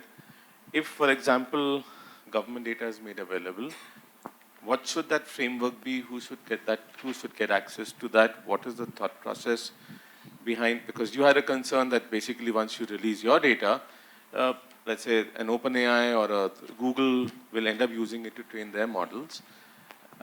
So, number one, is that a bad thing? Number two, if the government releases their data, who should it go to? How should it go? What should the licensing framework be? Have you found any solutions in what you are grappling with? What is your, let's say, version 0.6 solution for what you're doing? Yeah, so I think just one point that I would like to mention when we talk about this data. See, when we are talking about data and AI, especially new AI, we don't talk about small data at all. We're talking about web scale data. So a lot of the points that we have made actually apply even without AI. Even a regular software system, if you want to expose with the 10,000 points and everything, see, with the new AI, what has happened is that if you have, let us say, 100 million points, these 100 million points hyperplane space is captured and it understands that domain. You need a minimum of 100 million points. That's again a regular threshold that I have put. It's not proven or anything. But we have found that at a minimum 100 million points. So if the data sets that you're talking about don't have 100 million points, they are not applicable to AI. Then the regular approach happens. So we need not even discuss it. It can be under software and data. So that has to be very clear. It is humongous data that we are talking about, web scale data and AI. Then only the problem happens. Now, when it comes to the other, before I jump to the licensing part, the other part of it, I love the explanation about, I didn't get your name, but Ajay, yeah. Like he says, already data is there. We have already reached out to our Telangana government, everybody, but it just, like he says, why can't I just access it? They won't give it. It's as simple as that. Now, for example, even when Chandamama Katalu that we did, Chandamama has been sold in 2013 to another company, another publisher. So we had to reach out to, first of all, the Chandamama creators, and then the guys who bought it, and then ask them and say that because we don't want to be OpenAI. We don't want to scrape data without telling them. So, but even now there is no clarity. We have done that. But I have no clarity whether that is right, whether that is licensed, whether that is not licensed, whether what we did is right by reading the Chandamama Katalu and somebody else typing it out, to make a student typing it out and making it into a data set. So the thought process for a new license came because what we realized was that this Chandamama data set, the moment we released and put it on Hugging Face, within a week, this data set was there in Google Gemini as well as the other bigger systems. So that led us to start thinking that, now, as I pointed out, his first question was, is it bad? I don't think it's bad. Obviously, anybody, as long as the humans evolve and they benefit from this, it's all good. But what I don't like is the hypocrisy. What I say is that, I mean, for example, one of the first licenses that OpenAI released was that any data you generate using OpenAI, you shouldn't use to train. Now that I don't like. Now when you say that in the first place, you can scrape my data and train it, but then I generate some data and I am not supposed to train it, That doesn't work, right? I mean, you can't have everything. So we said that, no, this is not right. Now, what if we need a movement like the GPL movement and say that I need a license? And this is exactly what I put to the SFLC and other lawyers that we have been discussing. And so far, we don't have a solution. Because first of all, what is open source in AI? What is the source? Is it the model? Is it the architecture? That itself people are fighting still. Or even is it the data? Or is it even the data? What is the source here? And when I say source, how do I enable copy left here? Like I release the source. Now if you train a model and all I want is this. Now this is, I'm putting it out as a question to all of you also. You can think it through. All I want is this. I will put the data set out. If anybody trains the data set, they also should put it out in the open. Or if they add anything to the data set, they also should release it to the open. That's the simple ask. That is just not possible now. If you put it, there is no license which does that. There is no license which says that you can train a model. I can release it, somebody will build a model with it, then they'll fine tune it. The fine tuned model cannot be protected. So there are multiple things like this. This is where we are stuck right now. There are no licenses which can actually, like if the government also releases, right? There's nothing protecting it. Now, and 100% OpenAI or Google or everybody will scrape it and will train their systems with it. You can't stop them. And second thing, the other important point which I have had a lot of discussions with Nikhil also is, let's say I write a blog. I want my system, I don't want it to be trained using AI. I don't want it to be trained. I wrote it out, I don't want it to be trained. Can I do it? You can't, right? There's no way you can protect right now. Is it allowed or should I not even have that right? I don't know. That's for us as a society to decide. Well, we are paying $20 a month to Cloudflare to basically block all bots from scraping us. But you are blocked. You are paying the $20 uselessly. Somebody is blocked. 100% scraping No. it. So that was because. So even when we switched to a new server back in March, the site went down repeatedly because we were getting maybe bots. Hundreds of bots were just coming and scraping, even though we had exclusions in robots.txt which they weren't honoring. Yeah.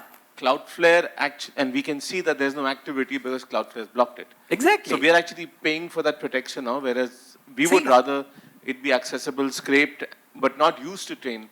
What if I should have a license? I can just put it up on the web. I have a license, I say that no AI. I want a simple thing, no AI, don't train on my data. I want my data, I don't want somebody to say that tomorrow, write like Nikhil. And it writes like Nikhil. I don't want that. Let's say I don't write like Chaitanya. I want to stop that. I can't protect it. And it's not about writing, by the way. Suno already has done it with copyrighted music.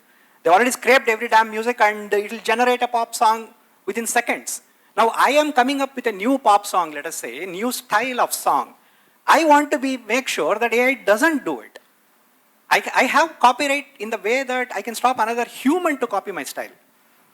But I don't have any right now where it can stop an AI to copy my style. I think that's where we are. That's the discussion we have been having. We have a draft license. We'll put it up out there. I think within the next week or something, we'll put it out there. We have worked with some lawyers, some SFLC and all that. We have worked. Some licenses come. We are not satisfied, but we need to get this model out. We need to actually prove that, let the world move on. The point has been made. We have told enough people that we need to talk about this. And all I'm saying is that no hypocrisy. Use it. Everybody use it. But the other example somebody put on tweet, right? I mean, Aaron Swartz, for example, they hounded him because he downloaded the content, research papers.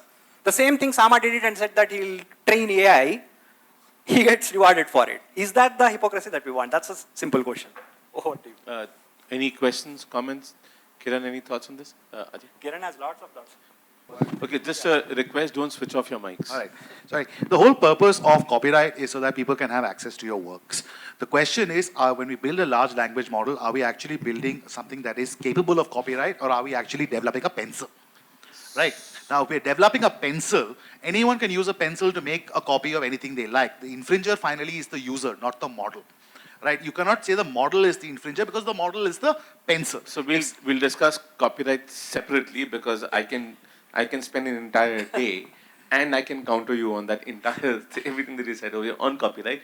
But let's not go to copyright right now. I think we want to look at enabling frameworks, because why we want to talk about the license is that the licensing is actually a mechanism for enabling access to AI while also protecting the maker and giving the maker control over the usage of Which the is AI. where the second point I was making. The Copyright Act provides for something called statutory licensing of copyrighted works, which means that if someone is hiding their work from the public or something, you can apply for a government license, pay a government fee. If we want to enable AI framework, we need to put in a statutory licensing mechanism by which we can train models with copyrighted content generated in India and find a way to give you a royalty. You should not be able to say, I don't want someone to train their AI on that. The solution is, if someone's training my AI on my copyrighted work, I am entitled to royalty. That should be the solution. I'd love to bring the music industry on this topic of statutory licensing. I have friends who've worked with T-Series. So ahead. Go ahead, Kaustubh. Kesava, Mike, hold on. If we keep the data set open, why are you worried about what the things? It is for public good. So there's a lot of open sources, people use it and build the businesses. No, absolutely. As I said, I have no problem. It is a hypocrisy, it's okay, there are people. No, it is not okay. Let them also open everything. What did they Why think? they have to open? Why they have to open? No, then you don't open. No? So the question is, see, you want to do public good, you kept it open and you are allowing the students to access, you are allowing the professors to access, skill set to improve. That is, you want to make it public. So I want to, so if you want to make it public, you make it public. No, I want to make it public in a certain way. That is my right. So absolutely. That is just my feeling. Yeah, then just you like can, OpenAI has their own feeling, I have my own feeling. So that's what I'm saying is, like, you define it, hey, this is my public That's what I set. said. I have defined it. If you copy, you open mine. Otherwise, don't use mine. That is my rule. So I think what we'll probably end up with is that just like you have different types of creative common licenses in which you allow something, disallow something, allow something, disallow something, you will probably have, which is where the definition of open source is also changing because of what Meta brought to the table. True. You will probably break down the availability of or the allowance of usage into different parts, and everyone can change it according to how they want to allow their models to be used. Absolutely. I think that's where we are going. I think most probably there will be levels, as we discussed. Even open source has a definition, and the licenses also will have the amount of use, which we anyway have even in other open source licenses. Got it. Apache is there, GPL is there, multiple things are there. Got it. Yes, thank you. There is a lot of deliberation that's currently been happening by the open source initiative, which sort of is the custodian of the traditional definition of open source, where they're trying to define what open source AI is, and does it mean we're opening data, we're opening source code, and we're opening weights is something that they're trying to figure out. So maybe if they expand that definition or tell us what the definition is, then we also know which licenses will be applicable. On the other hand, there are different licenses that are coming up. So Llama, for instance, has its own kind of license, but then it has usage restrictions. And then it says if you're going to modify it or use it in your own way, you have to use it under the same license terms that Llama has given you the access under. The second kind of license is the rail licenses that I came across. It's called the responsible AI license, where the idea is similar, that you have restrictions on how you want your system or model to be used, and then you leave it up to the other person to maybe like comply with that term. Makes sense. Could you pass the mic to the lady next to you? This side. Yeah. Please do identify yourself. Yeah, well, folks, this is Veda. I work as an ML engineer, so I've got a few technical questions with regard to the data sets and all of that. So since I build these AI models, and I use various data sets that I find, let's say that I happen to use your data set, okay? And I train my model based off it. And these LLMs, these small language models are so huge. And the entire talk about black box, right? I have no idea what's happening to the data I put into the model.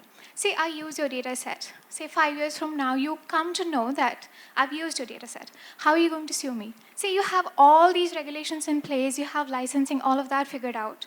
You've also made it very clear that nobody gets to use your data set. I happen to use it. How would you prove to me or anybody else on the planet that I've used your data set? Because the response that I get out of my LLM is so different from what I've put in, right? Even if you do figure out that I've used your data set, you've made it clear to everyone else. By the time you figure that out, prove it to everyone else, my language model would be so outdated that there'll be a new model out there. So how do you expect to? So yeah, just to answer that question, we have had this discussion. This is a very well-known thing that the reason nobody can sue OpenAI or any of these guys, is that you can't prove that they've actually trained. That's the same case that's happening with the NYT and OpenAI. They have no proof that they trained. She's absolutely right in that. The point is we set it up now, like she pointed out. We don't have the reverse technology right now, where you can't come back and say that these are the weights that picked up from this and this was trained on this. That's not available right now. But that doesn't mean that we shouldn't put the restriction now. There are two things which happen. One, you use it, you know you are a thief, it's okay. The conscience is with you. Second, later on, when it comes, they'll come. It may be outdated, but I can always get backtracked. And the point is you keep it open. I'm not saying that the whole point is not to let the world use this at all. Just as with even open source software, even now there are licenses and people misuse it and they go to court to prove that you use this piece of code. Even now it happens. The rules are there and people misuse it and they use it. That will always happen as long as people exist, they'll try to do that. But the point is, as a society, have we said that these are the rules that we will abide by? Now, if somebody in society doesn't abide, that's okay. I'm not against that at all. I'm just saying that as a society, what have we accepted? That's the question I have put, nothing else. Also, there's this thing that, when you talk about data, right, you're talking about this data set that you have, which is in text, right? So I am using your data set, but I'm going to put it into an embedding model, use only the weight side of things. So how are you going to prove that? That's exactly the point. What is open source? Is it the weights? Is it the data set? Right. Yeah, we have no clue. That itself, no definition is there. Even when you come and talk about the music industry, I might not be using the music file. I might not be using the MP3 file. What if I'm using frequencies from the same MP3? Mm-hmm. It's very difficult to put a pinpoint on and be like, my data has been used. Agreed. But we still know the source. It could be frequencies later, but where did it start from? It started from a song. It started from some text. Later on, it can be an embedding. But the guy who trained the model knows, they know it. And as long as the society says that this is wrong, you shouldn't use it, and he knows that he's using it, that's all I'm asking right now. No, I'm not saying to I prove. think what we're boiling down is is there might be a restriction or a purpose limitation on using privately owned material. How do you prove that it's been used in the first place? Right now, no. There is no way you can prove. No way. And I'm not very optimistic of something similar coming up like this, even in the next 20 years, because nobody's working on it. Could be. Why would I work on it? Because I can't monetize it, right? No, you could. You could once this licenses come in place. Would you pay me? Yes, once the license is there. If I build something similar. No, once the license is there. Mm-hmm. If the license is there, I'll pay you. To prove that, hey, that model used, and I'll sue OpenAI. New York Times will come to you. But then again, that's going to be AI? We're going to move to Ajay. Sorry. We'll take it offline.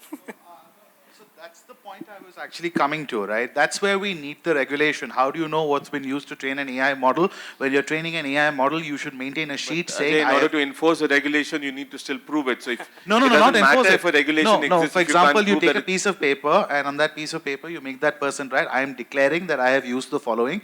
Make him swear an affidavit. Today, it may not be proved. Yeah. Some guy will then find it, make it his job to check if someone has complied with that, and they will find a way to take it out. So we cannot just say it is impossible to know. It is impossible with today's current technology to know. What we need to do is we need to create the background where when these LLMs are being trained, I have a sheet, and if it's not on that sheet and I catch you 20 years later, he can sue for damages. That's how the law should work. There's a reason why it's called a transformer. But and I wanted to move towards skilling, and that's one of the things that I keep hearing. I think I had a conversation with Umang about this a couple of days ago as well. There's a particular type of skill set that exists in Silicon Valley where they are focusing primarily on frontier models. And this is a debate that we've been having for a while now, do we need to have frontier models in India? Do we have the skill set for building those frontier models, apart from the handful of people like you, right? So do we have that skill set? If not, what do we do to basically develop that skill set? Because there might be 8.51% of the budget allocated to this, but is money going to do this for us in the first place? And so in that context, for the larger scheme of things, what do you do to bring that talent to India, to retain that talent, and also to ensure that talent doesn't go into markets like San Francisco, where they might probably do better for themselves? I think to answer the last question, getting the talent in, you have to show the market. There's no other way. And the good thing is that the market for AI will be local. And that's an advantage.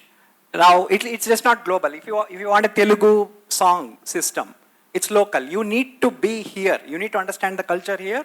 You need to work with the creators here and then build those models up. So I think that is the exciting thing here. Now we are having a whole host of new things coming up, new creatives that are coming up, and that is one area of it. Now skilling, I have an opinion on building foundation models. Why can't we have both? I mean, let some researchers, let some people build foundation models. I think we should build for sure. It's a skill. Even if you fail, you learn something. The biggest problem is the cost of the current foundational models that we have to build. And as I said, I would rather spend all my time, the rest of my life, to work on a problem, to build a foundation model without GPUs. That's just my choice as a researcher. There are enough researchers out there. If I had the money, maybe I'll announce a $10 million prize for somebody to, or $1 billion prize, to somebody to come up with a alternative way to build a transformer model. Do we even need a transformer model? Because we have now proven that all you need to do is predict the next word. And that's enough. Now, is transformer the only way to predict the next word? No. We all know that there are multiple other ways. We are just not concentrating. Now, I would put the money there. Ideally, I would put the money there. I would put up a price saying that $10 million predict the next word without using GPUs. Done. Let's look at that.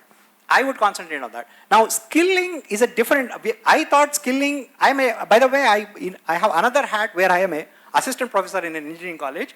I teach students. And I used to think that skilling is easy in the sense that you teach and they'll come. I have changed my mind a little bit. There are too many lazy students now. Skilling is a big problem, not because we don't have the talent to skill, not because we don't have the resources to skill. Everything is available on the internet.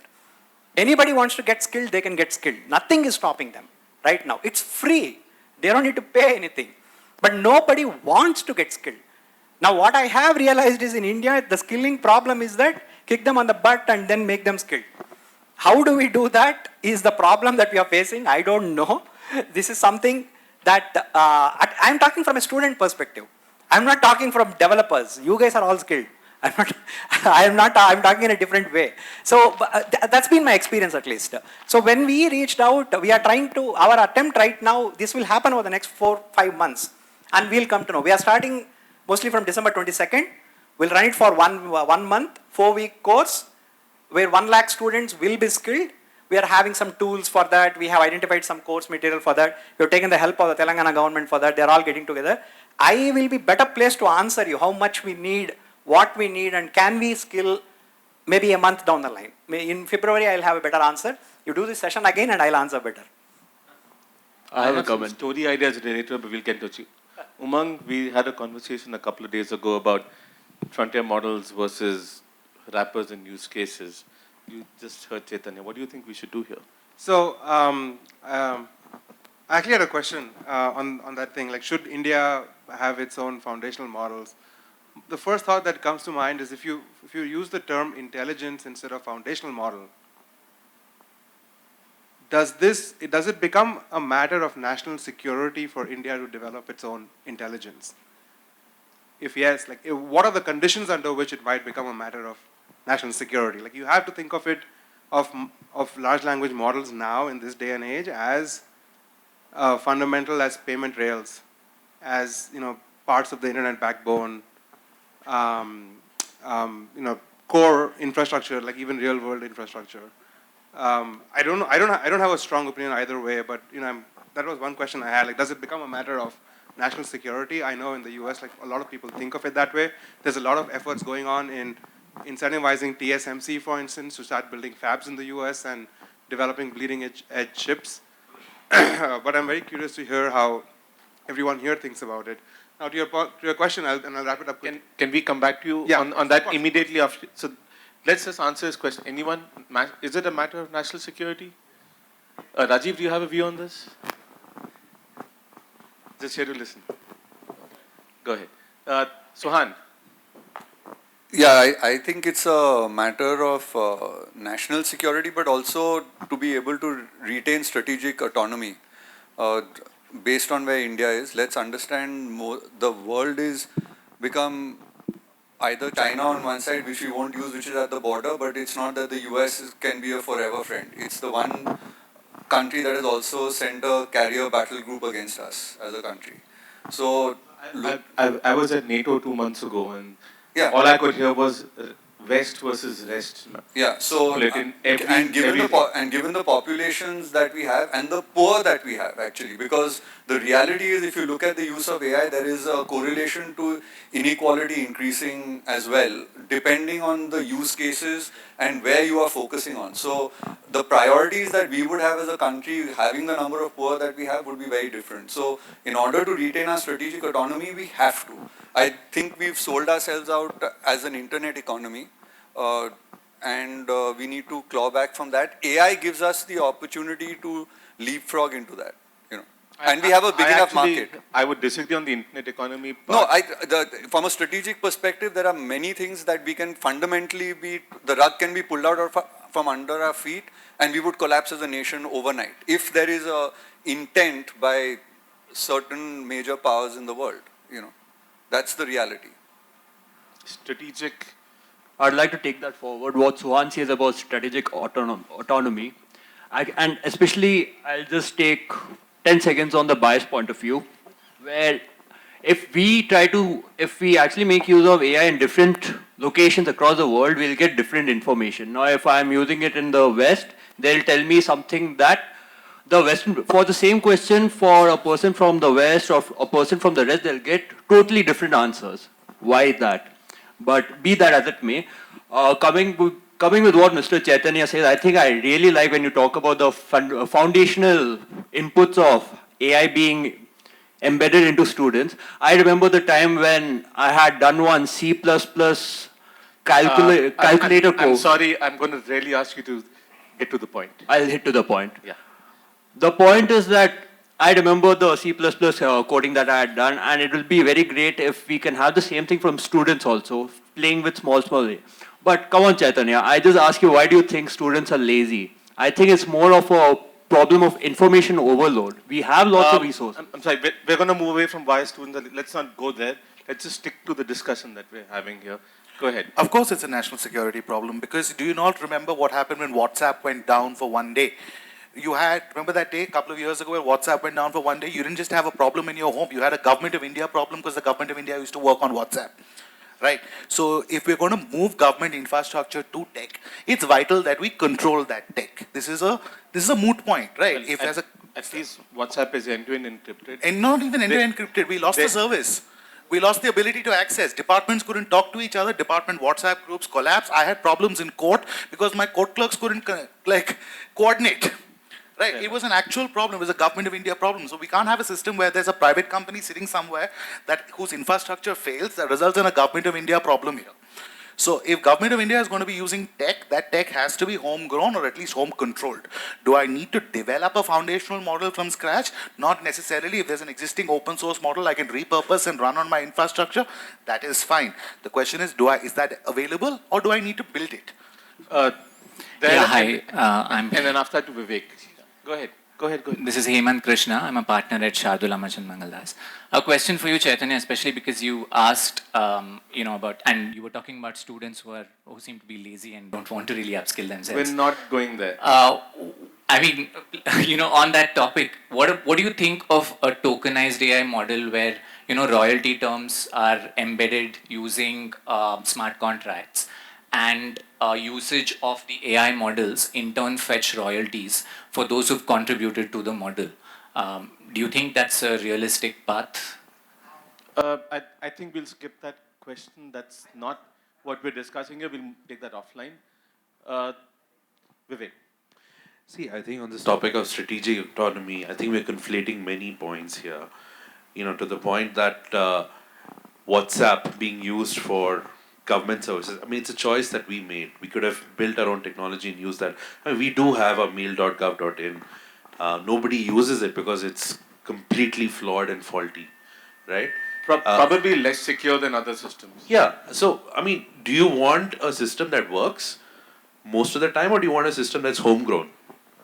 I don't think, I mean, just because it's homegrown doesn't mean it makes it more reliable. So I think let's identify the right priorities and build towards it. I think that's what, when you ask the question, should India have its own foundational models or frontier models, what are we using it for? And that's where the question for national security and strategic autonomy comes in.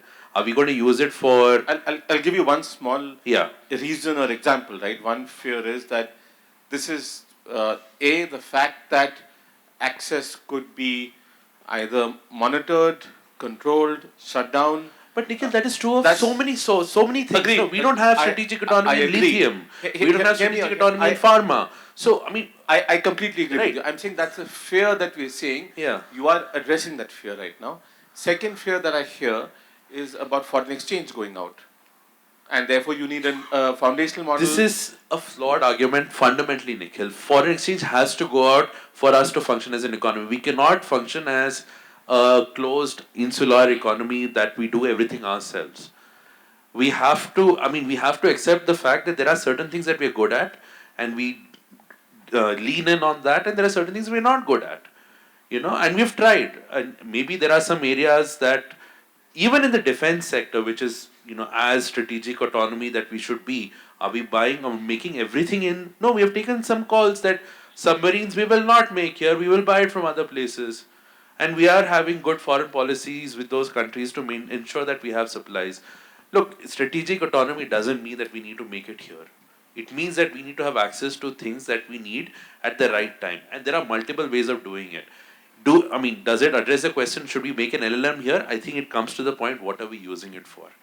Right? If you're going to use it for, let's say, intelligence gathering and making intelligence reports, then yes, maybe we need to make our own frontier model so that it has some control. If we are going to make it for general language purposes, then maybe not. You've imported a whole bunch of H100 chips, H200? H200 chips. Okay. The only ones to have it? Only ones to have it. Okay, but you haven't, you bought them. I bought them. You bought them. Yeah. So should we have our own chips? We should have our own chips. I'll tell you that actually. Okay, let me tell you one quick thing. During the Ukraine and Russia war, US said no cloud services to Russia. All their payment systems are gone for a toss. Now imagine. No, it's not just that. They switched off SWIFT. Yeah, the banking consortium switched off SWIFT. Yeah. So let me give you in the AI context. Let's say that the Microsoft does the Kannada model where the Telugu model. I sit in actually what do you say in Belgavi, and I'm given a command in Kannada saying that transfer 50 rupees to my father or 5,000 rupees to my father. But this is the service or tokenization is given by the Microsoft, but actually one US government says don't give this tokenization service. All my services will down. So please get that if anybody in this world has to make money on Kannada, with the tokenization of the Kannada, transliteration and everything, it has to be the Kannada government. Why? It has why? No, that's a flawed argument. I'm sorry. No. Okay, you said why. Let me tell you. Yeah. The Kannada government knows how many dialects they have. Kannada government knows actually what mixture of the Tulu and Konkani comes into the Kannada and what goes out. But Kesava, that's not. I'm here. Yeah. Sorry. What I'm saying that's is not a security risk. No, that is not a security. But that's a cultural context issue that was raised earlier. Nikhil, one point. If Microsoft is running that service, if the US government says stop the service, then all your people depend upon the translation services, you are gone. So that's what I'm saying. So it is foundation. It is the strategic. Sorry, we'll have this conversation offline. But no, please. Let's have this conversation. Okay. My point is, we are focusing on UPI, SWIFT, etc. as a service that can be turned off by the US government. Can you please tell me how many things are we dependent on China? How many things are we dependent on the US apart from technology? There are multiple things. Why are we not focusing on those things? I think, see, if you're going to have this conversation, then it makes more sense to have a holistic conversation on what all are we dependent on. Why are we not afraid of pissing off the Middle East on oil? If they... The strategic conversation on other... It's not happening to the level that we are... Your mic's off. Your mic's off, Sohan. I can't hear you. No, I mean, let's look at today, what are programs that are international that India is known for? Our space program, our nuclear program, all of these were built pretty much on a self-reliant model where we don't have to depend on somebody else. Initially in the 70s and other, we took technology, we were sanctioned thereafter. Even, no, we may be using, but the question is the fact is that we were able to go and rely on ourselves when we were sanctioned by foreign governments. It is not. Okay, forget Sohan, let the factual conversation switch to offline. Go ahead. Let's have a broader, holistic conversation about what all we are dependent on for overseas. Now we're talking about... I think we could take the whole day over that. I don't have a starter. I'll finish it in 30 seconds. No. Okay, the larger point here is this. When it comes to national security, there are only a couple of things we have to look at to see what we're dependent on. We are food secure as a nation. We produce enough food. Right? We're not reliant on overseas partners for food. If we are going to be relying on infrastructure to control the national security of this country, we cannot be subject to a system where someone can turn off that tap. Be it China, be it Russians, be it the Americans. That's in the long-term goal. So broadly, you're saying that we should have our own frontier models. We should have our own defense infrastructure and not be 100% reliant on overseas for this defense structure to be created. That means creating a foundational model here, run it on an IIT server, run Llama on an IIT server. That's the same thing. Got it. Okay. Here. No, very quickly, I think the analogy which was made earlier about the semicon or the silicon scenario is very similar. Because, 70-80% of the chips could be made in Taiwan, but 90% of the chips are designed by the West. And everything else is flowing through from there. The technology that we have today, the technology we work with today, we are totally dependent on the designs coming from elsewhere. Right? So I think it's a very similar analogy, and I think I forget the name of this gentleman, but with due respect to him, I think it is a question of strategic autonomy. This is something which is going to be fundamental to our business, our existence, in a way, going ahead. So we need to have our own foundation models. I think it also, I'm just going to close this part out by just saying that there is a concept in infrastructure called trusted sources. And so it doesn't mean that we have to build everything internally. We can always source externally, we can deploy, we can choose who we trust for what function. And let's face it, we are still in an interdependent world. And I don't think cutting off from any part of the world really helps. Having a backup is always useful. It's not like we've got UPI, so we've shut down MasterCard and Visa in the country. Let everyone build, let everyone compete, and let's keep it a market where everyone plays, because at the end of the day, competition helps us improve. We are where we are today because we opened up our economy. Otherwise, you'd still be riding Bajaj Chetaks instead of the cars that we are in today, right? So same thing. You started this problem of the strategic conversation. I'm sorry. Man. Now again, let's go back to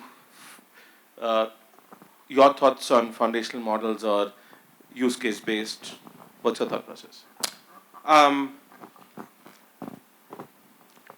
So where I live and work, I think a lot of the attention is spent mostly on... And also, what skill sets do we need? Do you think we have those? Chaitanya, do you think we have those skill sets? Yeah, and this might be a long answer, but I'm going to try to make it brief. So where I live and work, I think a lot of the attention is spent on hard technology, and that might just be a function of there being a lot of the right skills there to focus on those kinds of problems. So everybody in the valley makes fun of wrapper apps, right? By wrapper apps, I mean apps that are largely using some other LLM. I think everyone here knows. Okay, perfect. Apps. Yeah. So if you tell someone you're making a wrapper app, you will get a laugh. I think though there's an immense amount of value in the wrapper apps itself, because LLMs, as cool as the tech is and what they're able to do and how cool the demos are, they haven't really gotten to every part of our society and economy. So like they haven't even started bleeding out. And the way they go in and they help humans live better lives and do better work and be more productive is if there are more and more applications that are using LLMs. One interesting stat I heard is that the biggest driver of growth for some of the cloud services, AWS, etc., is coming from people that are moving their on-prem services over to the cloud, right? So that is still happening 20 years after cloud services came into existence. So to your question on wrapper versus foundational models, I think both are important, but there is a lot more low-hanging fruit on building apps and applications of the LLMs that tend to be, at least where I come from, tend to be overlooked. Not sure how it is here.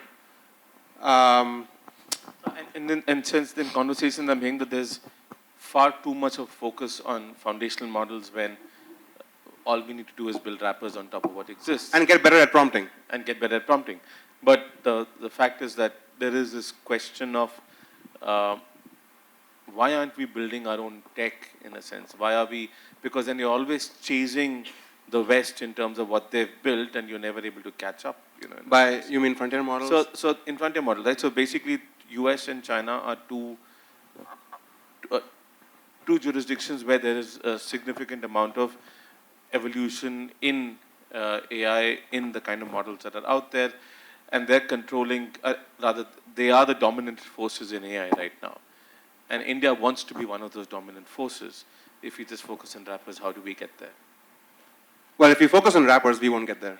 Yeah. That's simple, right? We need to say wrappers are important, because otherwise how do you take the technology to every aspect of our lives and our work? But you have to keep on improving the frontier models as well, because model architecture is not going to stop at transformers. Is it too late is another question. I don't think so. I mean, was it too late for India to have developed nuclear power in the 90s when it did? In spite of nuclear power having been there for decades. I think the question is, what are we, like, do we see value in having frontier models? I'm not going to get back into the previous conversation of national security and so on and so forth. UK and France are other countries that have frontier models as well. So it's not just US and China. So I think it's not fair to say that, hey, there are these two countries that have gotten there and the rest of the world can ride on their coattails. There are other countries that are getting there, and every country is trying to figure out how to build their own foundational models and frontier models. Whether it's using open source and improving on that, or whether it's building things from scratch. I don't think it's too late. I think it is important. We live in an interdependent world, so India having its own frontier model doesn't mean that we don't use OpenAI's models. We don't use Llama. It has to be everything, but there has to be a backstop. Like, we have to have the skills in the country to be able to, if certain resources in the world go away, we should not be stuck on a ledge. Okay. Do we have the skills? Yeah, we obviously have the skills. I mean, right. The way I look at it is like, for India, right, what I've seen throughout is that we have a 0 to 1 problem. But the moment somebody says this can be done, we'll do it. I won't be surprised. I mean, I'm just jokingly saying that we'll have Amirpet people coming up with foundation models very soon. So I'm just joking, but I'm saying that we have the skills. This is not a skill problem at all. Because there is no skill. The transformer is there. You just need to put the GPUs and you need the data set.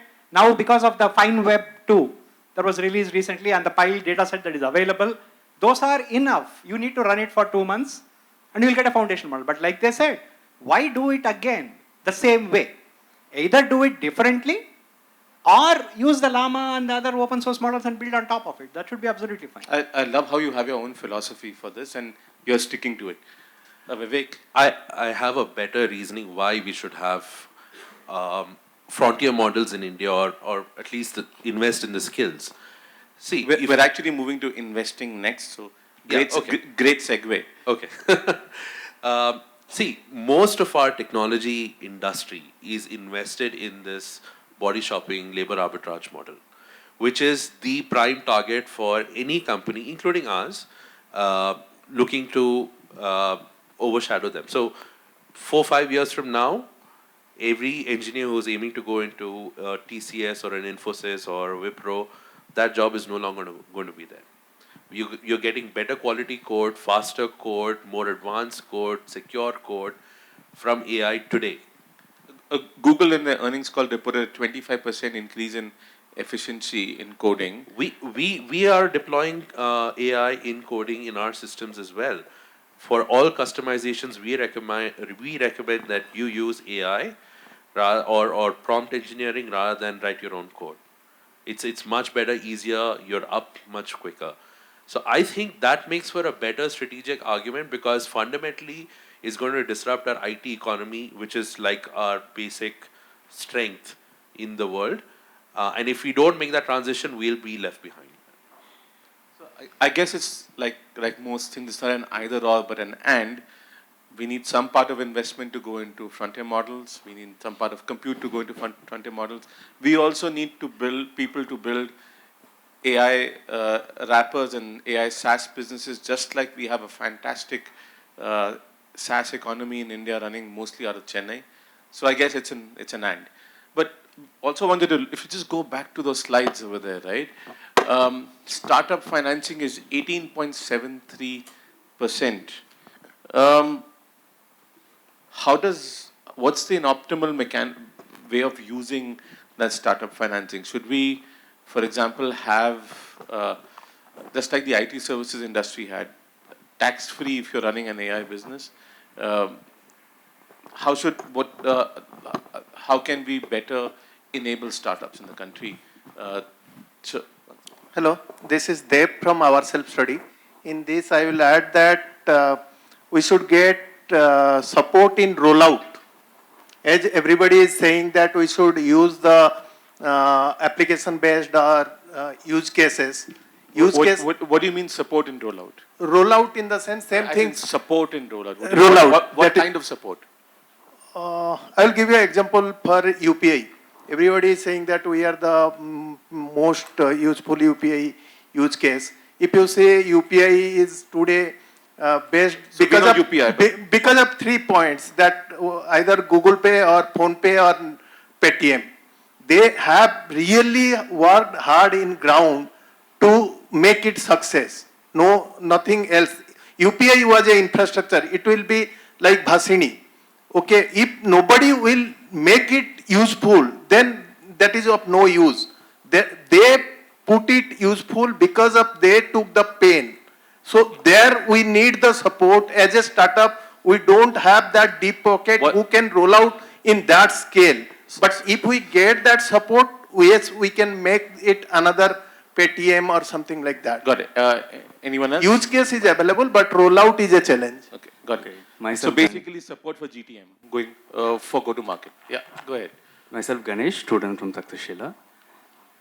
So most of us just covered about, use cases, and one more point which I want to highlight is the demography, right? When we also need to see AI at the international stage. It's not only about within the borders, right? If that's the case, countries like maybe South Korea, Japan, they have a very, be it US, right? They build the economy based out of it, right? With the elderly workforce, how they are planning to use out of it. When you bring AI, it's for going speed, right? Sorry, what does this have to do with funding for startups? Sorry? What does this have to do with funding for startups? No, I'm just trying to I'm going to top. Sorry, do you have a country level strategy? No, do you have a point on funding for startups specifically? No, I'm not interested about getting wrecked in the international markets, but funding for startups. What things we need not. Okay, yeah. So I'm going to start. I'll be very quick as Nikhil wants me to. Yeah. Equal treatment for domestic and foreign entities, because in India we have a very big tendency of becoming isolationist, avoiding geographical and national preferences. We avoid incentives tied to export performances, or we ask foreign entities to use only domestically produced components, because hey, we are going to be violating subsidies and countervailing measures under the WTO. I'm talking about specifically funding for startups. This has nothing to do with that. No, yeah, these are the principles we have to keep in mind, right? Because see, over here when we are talking about investments of startups, we can give them research and development tax credits. There will be AI investment funds set up by the government. there can be deferral of taxes given for startups in the AI market, but on what basis? So these are the things I would ask you to keep in mind, like let's respect let's respect the regulations while making these incentives so that other countries don't come and start disputing as to what kind of incentives they are giving. Fair. You want to complete the point? Are there anything? Yeah, there were more, but I see we are short of time. No, We'll go ahead. forward. Go ahead. Yes? Yeah. Okay, yeah, fine. Then I'll just say, like, the last thing we can do in order to curb these possible disputes that can arise, we can structure these incentives around national objectives, public goods like healthcare, smart cities. I think that is how we need to like broaden and target. We need to target our incentives on those bases so that we don't face probable disputes in the future in other panel bodies. Thank you. Okay. Funding. Who wants money? Go ahead. Whoever gets the mic first. I think others has first. Two things. We already fund startups at IITs and other places through incubators that exist within that ecosystem. So we also have a very vast network of Atal innovation missions in the country. Yes, so we're already doing this. So where the startup financing will go, it'll probably be going through these existing pipelines that exist to, nurture and create startups in this country. The second question we need to ask is it the government's job to finance startups? Right? Why should some taxpayer sitting in a tier 3 city actually go subsidize the next $1 billion company? It does not make sense. It does not make sense. I think you can't make that argument, right? Because unless the government's acquiring shares, and if the government's going to be acquiring shares in exchange for its investment, then what you're going to have is you're going to have some level of government investment in some future startup provider. The government, when it wants to do startup financing in the country, needs to not do direct outlay. No, I think the idea of a sovereign fund is okay, so let me finish. An idea of a sovereign fund is very well established, and it's used to incentivize innovation in tech. To what extent is a good question? We have at least the budgetary we're not doing it via a sovereign fund, right? If we created an independent sovereign fund where the government of India owned 100% shares, and every time a VC, like a startup financed by that fund, came into IPO, we made a windfall, we took it back into that fund, and then we kept reinvesting it, then we do it. These are direct grant outlays, right? There is a difference. When I mean subsidy, I do not mean that the government should not be, moving finance here. I'm saying if you're going to take money from the Consolidated Fund of India and go give it to someone to take a risk in a private venture, right, where they profit, there is an ethical question here. Let him finish, no? There is an ethical question here. Now, second, if you want to do startup financing in India, make it easier for people to fund startups. Today, I, as a single investor, I can't participate in an early stage institutional round. I have to be a qualified institutional investor. I'll have to meet this threshold, that threshold before I can invest in a startup. I can go buy a share of a listco, but I can't really easily invest in a startup. No startup can come to me. Nobody can come here and say, hi, everyone, can you give me 100 rupees per share? Right. So who is this actually benefiting? When we create these finance systems, we benefit people who already have capital. Right. We're not really letting the next generation of India participate. I don't know of any restrictions on angel investment. No, There's no, a higher tax. No, anyone can. No, but it has to be in private placement. Right. He can't go raise an ad on Twitter saying, hi everyone, I am for doing this startup. Please, this is how much I want to price a share of my startup at. Are you in or out? Right. Fair enough. But they're private. There are ways to do it, but the common person doesn't really have access to that, right? Like, how many average people in this country are angel investors? Fair enough. Others here. Maybe this question is a bit naive, but I'll come to Kesava, sorry. Are we not taking care of the larger CapEx requirement for a startup through the compute capacity, the datasets platform? What extra money do they need other than people cost? That's a good question. Anyone? Kesava? Yeah. Okay. I am the direct beneficiary of the fund of funds created by the government of India. Even in the previous UPI, this thing. So there is a fund of fund which is created because of the fund of funds, which is funded into the various VCs. Okay. And those VCs are invested. Let me tell you, my current company as well as the previous company, Nikhil, I think you are aware of it. My previous company, which has got acquired by the Nutanix, which is funded by the VC, which has taken the money from the SIDB through this fund of funds created by the government of India. Please get this. It is not the taxpayers' money, and government of India had taken a good amount of return. Even current company, which is we got fund from the VC, which is again came from the fund of funds by created by the government of India. Please get that it's not the taxpayers' money or the government. Please get that government. It is not just government of India is not throwing the money at the risk. Government of India created this fund of funds, which because of which lot many VC firms are created, and they are directly invested in the startup, and they're giving back whenever there is a return. Okay. And coming to the angel investor, anybody can become an angel investor. You can just go.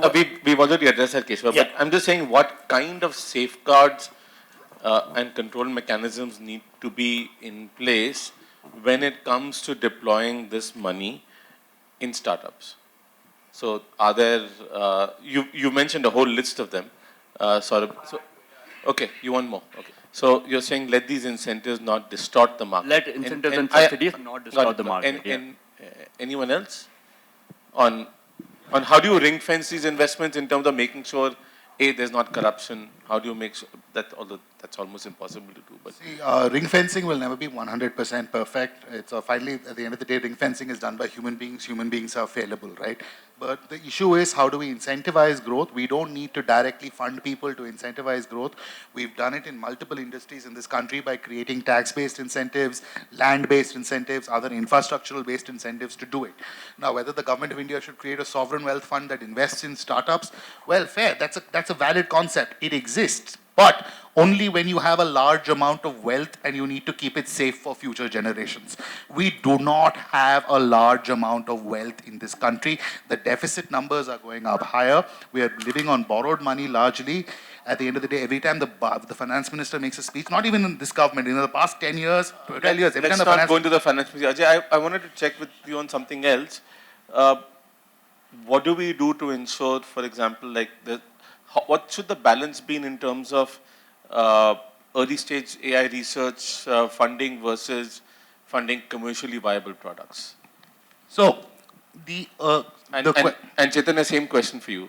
The question of commercial viability will come after we've done the early stage research. I think that's what we've seen develop, right? With these large language models that have come out in the US, etc., they were all non-viable research at one point in time. There was some research paper written by a researcher, which later turns out to be commercially viable. But what I will say is that if we are awarding these fellowships, right, we should not restrict it only to national talent. The universities in the West are great, not because they have smart people living in their countries, it's because smart people living in this country go to that country and do their research, right? And that's something we've known for years. So we need to make sure we can get smart people from all over the world to come to our universities, so whatever are their outputs, we own it as a nation. And that should be the policy if we're actually going ahead and doing early stage research and things like that. Yeah. Just to add to that, I would say, I mean, if from a government perspective, I don't see any need to do a startup funding for products. I mean, we have a good VC ecosystem, we have a good angel ecosystem, they'll take care of it. But research, yes, because the VCs and the angels don't fund research in India. So I think that's some place where government can actually add value, because show the path for the VCs that yes, there is research talent here and we can do it. Vivek? So, kind of agree with what you said. I think the larger point is invest where nobody else is investing, right? And I don't think with this funds, the government should have any return expectation at all. I think as long as the money is going to good minds doing good work in AI, I think that should be the only criteria. And I think to the larger point, you know, you're saying tax dollars going or tax rupees going for making commercial return for people. See, if you look at the original fund of funds scheme, which came in 2016 or 2015, I forget when, the issue was that there weren't any early stage or a lot of early stage venture capital investors at that time. So what the Indian government was trying to do was crowd in capital. And the scheme was, you bring in 3/4 of the money, we will invest the 1/4 balance. So basically, if you're going to raise $100 million, you need only to spend effort to get the $75 million, and the last mile they'll fill in the gap. And so the idea was incentivize building funds where nobody would have otherwise filled. And completely agree, you know, if there is already a private marketplace for investing in products or applications which people want to pay for, why should the government duplicate that? You should do things that nobody else wants to do, but which are useful to the economy in general. Correct. Shija, funding? Yeah, quick point adding to Ajay's point on like having universities here and early stage investing into education as well. The point is not just to have like global students come here, but also to retain talent here. And what are we doing for that? In the larger sort of regulatory framework, we need to think about how we are retaining talent and keeping them here and not allowing brain drain to just continue. I think money follows money, right? Show me one company who's making money with all of these large language models that we have, and you will get funding. Money follows money. India is not short of HNIs or rich people. So we need to find a way to monetize all of these things and money will follow. Okay. Wait, Chaitanya, and then we'll come here. Oh, sorry, you already spoken. Sorry, go ahead. No, I think what Vivek and Chaitanya is mentioning is right. Instead of focusing on return on investment. You have anything to add or just reiterate? No. Instead of focusing on return on investment, let the government focus on startup funding, return on innovation. Just sponsor for that, see the return out of it and benefit the public. That's the expectation. Okay. Anyone else on funding? Okay. We move to the, what about tax incentives? Tax incentives, Ajay? And also back there. Tax incentives make sense, and I'll tell you why tax incentives make sense, because we have not really accounted for the potential revenue we're going to get from these businesses, so it's not going to really hurt the budget plan and the outlay that we have for the next 5 to 10 years. So right now, when we create a tax incentive for an AI company in India, we'll essentially be doing greenfield tax incentives, right? So when we're doing these tax incentives, it doesn't really hurt us in the bucket. So what kind of tax incentives do we need to provide? We have to link that up to these components here, right? Compute capacity, data sets, future skills, startup financing, right? If you're a private provider, for example, who's training people in AI skills that's been certified by the government, you should be exempt from GST, right? That's a tax incentive. If you're buying large amounts of compute chips from Taiwan, you should get a concession in your IGST for customs duty on import. That we can do. We can give you an income tax holiday for a couple of years so that you can actually, reinvest every rupee you make back into your business. We can create separate amortization schedules for you to amortize your chip investments. This is a wonderful way to do this. This is how we've been incentivizing manufacturing, services, and other things in this country, and we know it works. Bangalore is an IT capital today because we gave exemptions. We gave them not just tax exemptions, we gave them regulatory exemptions to make it easier for you to start your IT company here in Bangalore today. Bangalore is a living example that tax incentives work. Okay, so anyone else on tax incentives? So I'm going to move to one last topic first. Yeah, you have the mic, go ahead. Could you also identify yourself, please? I'm Bhaskari from the Takshashila Institution. So I'm going to restrict myself to the healthcare and life science field because that's where my expertise lies. So most of these decisions, what you've displayed on the screen, is going to be very sectoral driven in my mind. And with respect to epidemiology or public health, health economics, pharma, enzyme, coming up with new enzymes that degrade plastics, and environmental friendly companies and the such. These will benefit heavily from startup financing. Skilling, data set platform and computing capacity, and it is absolutely necessary for these particular companies. And with respect to funding specifically, I know of a company in Bangalore that has produced an enzyme that degrades plastic very efficiently, and it is just the second in the world. And it is very efficient, but they are struggling with scaling it up because it's still in the lab scale, and the fermentation sector is not really great right now. The infrastructure is not really great, and they are struggling with scale up. So they are struggling with financing. So probably like what he said, we need to pinpoint and pick up companies that can have a global impact.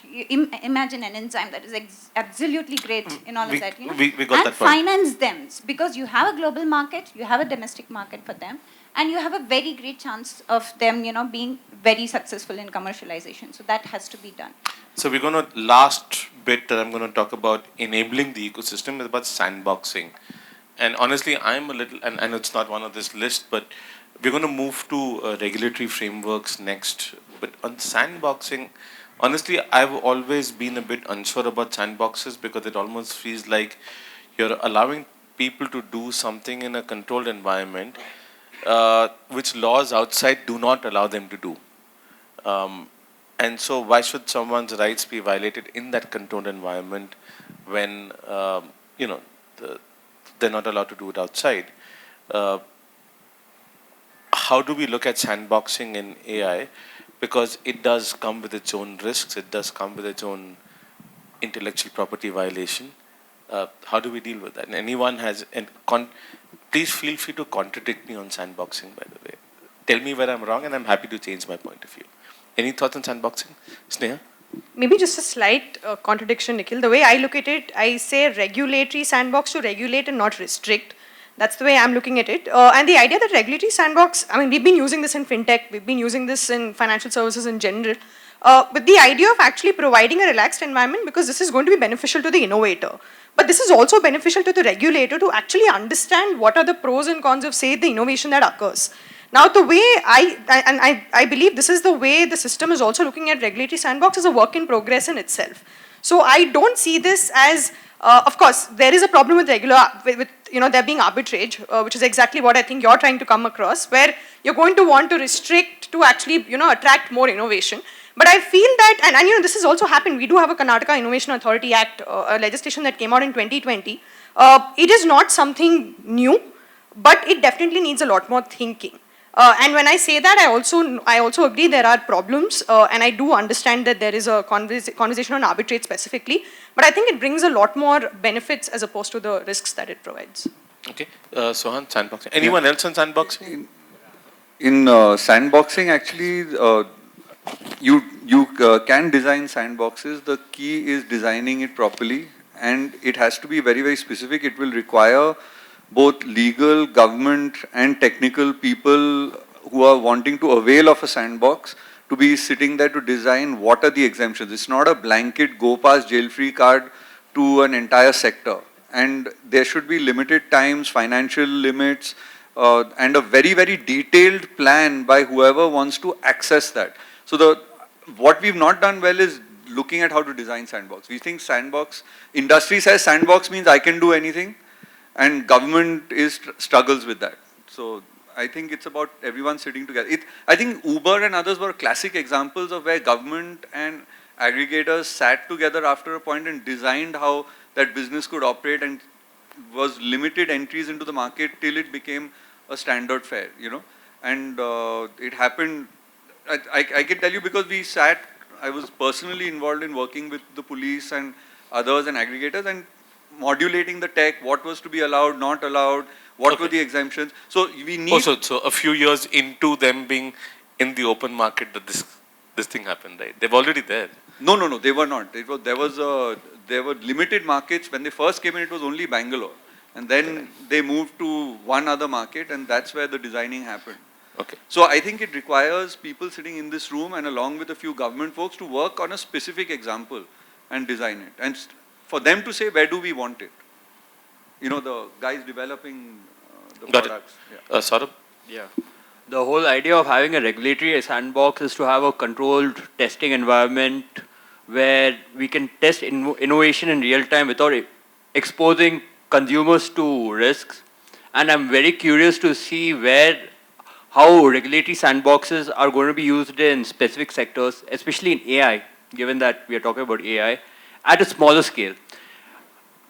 Given that Sneha has already spoken about the Karnataka Innovation Act of 2020, and keeping in mind the point where Suhan is saying that we don't know how a regulatory sandbox is to be established or anything, what are the details, what are the chinks of the armor that we often don't think about. Let me just elaborate what the Karnataka Innovation Act actually envisions. So under chapter 3, there's a whole procedure to establish and participate in a regulatory sandbox. Section 9 talks about what is the permission required to establish a regulatory sandbox. 10 will talk about detailed notes into the application to establish one. Saurabh, I'm not going to go into the whole law. Alright, and so I already tell you, we have a whole chapter on it which explains what regulatory sandboxes are. Unfortunately, we have seen only RBI sandboxes to be used more frequently, but I do look for the day where Karnataka Innovation Act sandboxes are going to be in much more vogue. Thanks. Yeah, I agree with Nikhil in this respect. One of the thing is, at least in the sandboxes I have seen so far that have been, they are used. Both RBI and IRDA have regulatory sandboxes that are operational. Yeah, but what I have seen is that they are more like access controls. They allow only certain startups and they don't allow certain startups. And the startups who are allowed inside have a show off saying that I have access to this. So it's used in a different way, at least what I have seen. If that is not the case, if they use the sandbox for the right purpose, and by the way, I mean, for most of AI, the models are out there already. I mean, how do you now bring back the genie? The world has been their sandbox. Yeah, exactly. It's already put out there. Now, how do you bring the genie back? So I have no clue. Maybe in healthcare, for sure. Like you said, because of the data sets and the data access and all, there can be a regulatory sandbox where you allow certain set of data which is allowed. Those kind of things, I can agree, I can see a value in the sandbox. Ajay? So I would draw an analogy between a sandbox and something like a clinical trial, right? Like you're not necessarily allowed to give people risky medicines, but if they agree and consent to participate in a clinical trial, you can give them the risky medicine to see if we can make a regular medicine for everyone else at a later date, right? That's the whole reason we have a sandbox, so we can do testing to see how best we can service the consumer. Now, the problem with a sandbox in a country like India, I feel, is clearly evidenced by what happened to the cab aggregator companies, right? When they came into this country, Uber was I think Uber and Ola were the first couple who I think Swan's already spoken about cab aggregators. The point I'm making about cab aggregators, right? Is today the average person trying to flag a rickshaw in Bangalore better off because the cab aggregators came in or not? Yes. No, you would argue, but what I would argue is today if I have to get a rickshaw in Bangalore, I have to literally bribe the guy by giving him a tip. Now earlier, I could flag him on the road and negotiate it. But here, the app literally says, give him a tip. If you can't give him if they can't find someone at the fair, they say, please increase the tips. The regulation is, your surge pricing cannot be more than 1.5 times the actual fare. The reason we used to have fare, taxi, private point-to-point transport in cities like Mumbai, rickshaws here in cities like Bangalore, was because it was a form of public transport. So, now the point I'm making is, when you reduce regulation, it is very difficult for you to scale up again and get back to that point where you need to actually do service delivery. Because the minute you scale up, the people who enjoyed the benefits of having no regulation will come up and say that you're making their life harder. There will be political pushback. There will be struggles. So we have to decide where we build the sandbox and make sure if we are allowing sandboxes, the average human being in this country is not really as affected by them. Should tomorrow that service go away, or be tomorrow that company refused to abide by the regulation. Tomorrow if Ola, Rapido and Uber close in Bangalore, this city will come to a standstill. And the fact of public transport was to make sure no private player could ever bring us to that point. Understood. We're going to, thank you. Go ahead, Kaustubha. Thank you. Just a limited point. Would we be as concerned about risks from sandboxes if, say, we had a strong trust and safety tooling or trust and safety ecosystem, and we had incentives to organizations who are building tools to make it more secure, and these are available to the startups, say, to make their systems more secure, right? If we looked at that, the tabulation, we saw that 20 crores are allocated to safe and trusted AI outside of the startup financing, right? So how much of it is really going to startup organizations in the trust and safety space? Literally the lowest amount of budgetary allocation is to trust and safety.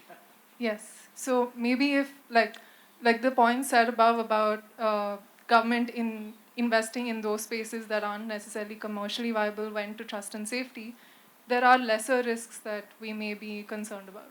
So we have about an hour left, and we'd kept about an hour and a half to 2 hours for the next session. Sarve, I'm going to just take over from you and run through this quickly. Sorry, Adasya, you had a point. I have actually a question for my understanding. Where do you think this AI piece will fit into? Will it be a state subject? Will it be a central subject? Or will it be somewhere in between? Anyone? State? All India? I mean, if you're looking at sectoral regulation, the federal, state, and concurrent lists will decide where, who's the competent authority to be able to decide where it will be used, how it will be used, etc. So it'll be a mix of all of this. The control over communications and infrastructure is with the communications infrastructure is with the union government. The control over where, depending on the use case, you will have to see which part of the list it applies to. Where it comes to the use case. For example, if you're going to use AI, say, to do taxis, that will come straight within the central state government as well as the local government's remit. But if you're going to be doing something like creating content for a web-based media organization, that clearly the Ministry of Information Technology is now trying to regulate. So depending on what you do with it, we can't have one answer that government will do for AI that's not listed there in the Constitution. There's no intelligence in the Constitution, actually. It's not mentioned at all. It's also like, what's the regulatory framework for the internet across? Yeah, Could you also just identify yourself? Oh, please? yeah. Jagriti from OMI Foundation. I think Ajay did cover a lot of what I was going to say, but I do think regulation and would also depend on the kind of approach we decide to take. Like, are we tweaking existing legislation to factor in AI, or are we creating separate legislation? So if we are tweaking existing legislation, then like multiple acts would need to be, like there might be There is a thought process that why is there a need to tweak existing regulation? Because effectively it's all covered. And can I just jump into that part? So if you look at the advisory, and so the two things that have happened from a regulatory standpoint over the last 1 year, in December last year, both the IT Minister Ashwini Vaishnav and the then Minister of State Rajiv Chandrasekhar had multiple meetings with companies over regulation for deep fakes, and they believe that the IT rules and the IT Act already cover AI when it comes to misinformation, disinformation, and the usage of AI for deep fakes.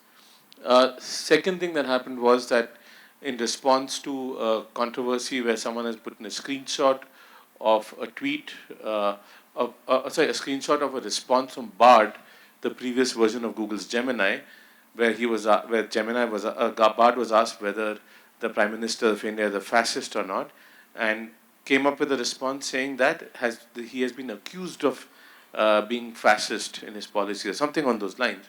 The ministry issued an advisory which was pulled, but we still need to see the advisory as an extreme form of thinking to understand how the government was thinking at one point in time, where they said that under-tested or unreliable models need government permission to be released.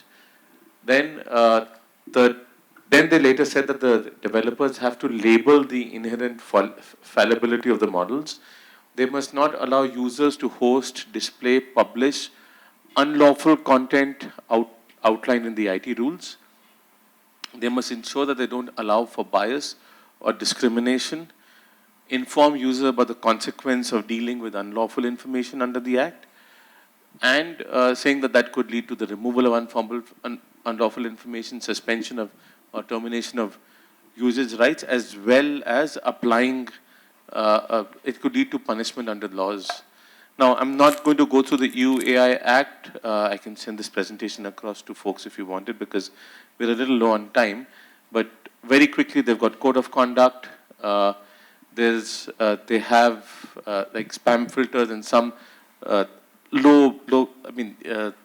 very, very minimal AI usage systems that are unregulated, high risk, is subject to regulation. They're focusing more on protecting against social scoring, criminal profiling, discrimination, emotional detection, stuff like that. They also have a classified high-risk AI, and they have also they've defined different sort of responsibilities for developers, for deployers, and also for external systems that are external to the EU, as well as systems that are within the EU. So there are providers in the EU. There's a whole set of procedures that they have to follow. For importers, a separate set of procedures that they have to follow. And distributors, the same system. So they've sort of classified users separately. And then in China, you've basically got, in 2023, I think there's an interim set of rules where, again, non-discrimination, general purpose AI must adhere to the core values of socialism. So there was obviously a certain amount of political sort of rhetoric that came into this. They had to file details of their models. And the content moderation obviously was fairly big, is fairly big in China. So that was, again, seek consent prior to processing personal data. India's thrown that out the window if it's publicly available personal data. There were also user protection measures. So we'll go into some of these things, think what should India have, bit by bit, right? So not going to, I have a separate set of questions now, but I'm just curious about what are some of the things that, we also want to look at a framework where there isn't overt restriction like we saw in the advisory that we had earlier, right? So I'm just curious, maybe we can start with you, Srija, on what are some of the things that an AI regulation can avoid doing in India in order to enable the ecosystem? You said, what can we avoid doing, right? I think, well, a couple of things off the top of my head. What do we have as existing laws and regulations, right? Like, think about the DPDPA. We need laws to be clear. We need the regulatory system to be clear, simple, something that the business industry can understand, and something that ensures that, there's no uncertainty and lack of clarity on how things happen, and things are not reactive. Things are, running. Correct, because that previous policy that was issued in Feb this year was completely reactive to a situation. Absolutely. So we need to ensure that our legal and regulatory framework is proactive. And also that what we have currently functions. So we should have the DPB, the Data Protection Board set up, the rules that the Digital Personal Data Protection Act has to, like the rules that have to come out, they need to be, published at some point, and that regulatory framework should be set up.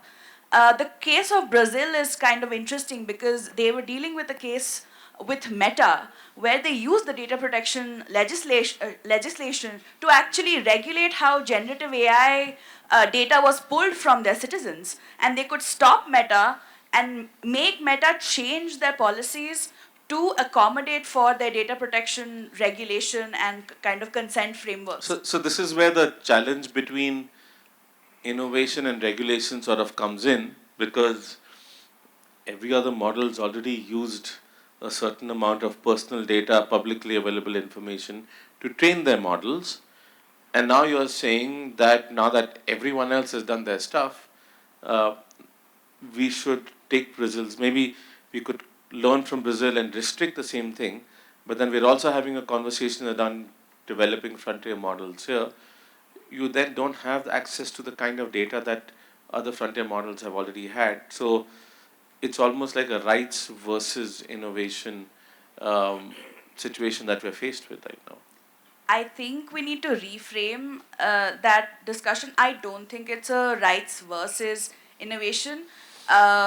I think they go pretty much together. Innovation without rights does not exist, should not exist, in my opinion. And if there are other people who disagree with me, I'm happy to take them on.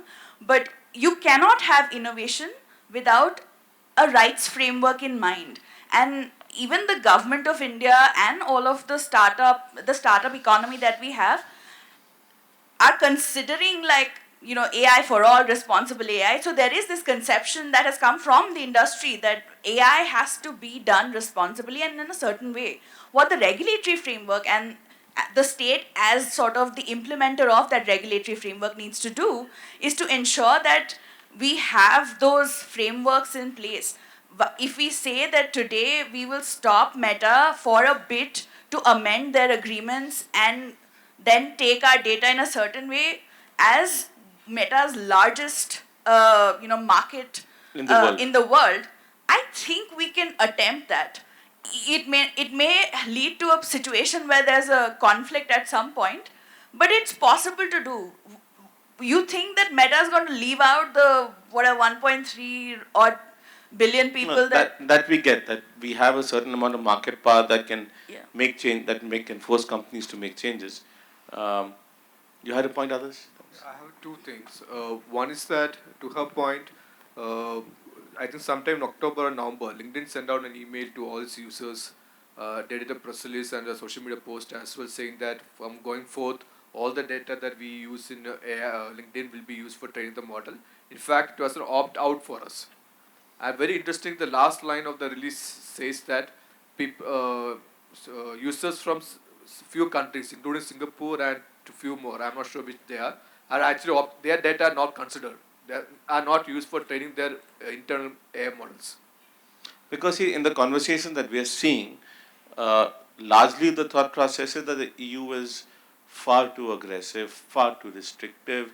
That's why no one wants to roll out something in the EU. Singapore and few named I know, countries. the EU would have been a part of it because I think there are restrictions. No, it was not you. Meta actually didn't launch its models in the EU for the longest time, right? So I'm saying that there are these conversations that are happening that I've been a part of, where they're saying that there's just, EU is far too restrictive. They jump the gun on regulation.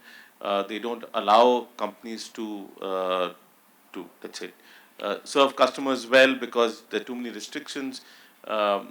Umang talked about 1,000 pop-ups that you get all the time. So again, that's one thing that can restrict growth. I'm just playing the devil's advocate over here. In the same line, being a devil's advocate, when is the right time for anyone to frame a regulation? Are we too early, or are we the right time, or are we jumping the gun? Should we allow the markets to develop the model naturally, wait for it, how it plays out, and then put the guidelines, or are we doing it too early? Can I just add one quick point? The platform economy showed us that regulating late means that we get like an oligopolistic market that has like 3 or 4 global powers that are now currently based in the US. So do we want to continue to promote that by not regulating early? And again, I want to emphasize that regulating does not mean but that it's already innovation late. All of those guys already have their models. Yes, so maybe we should start now so that we don't get further behind.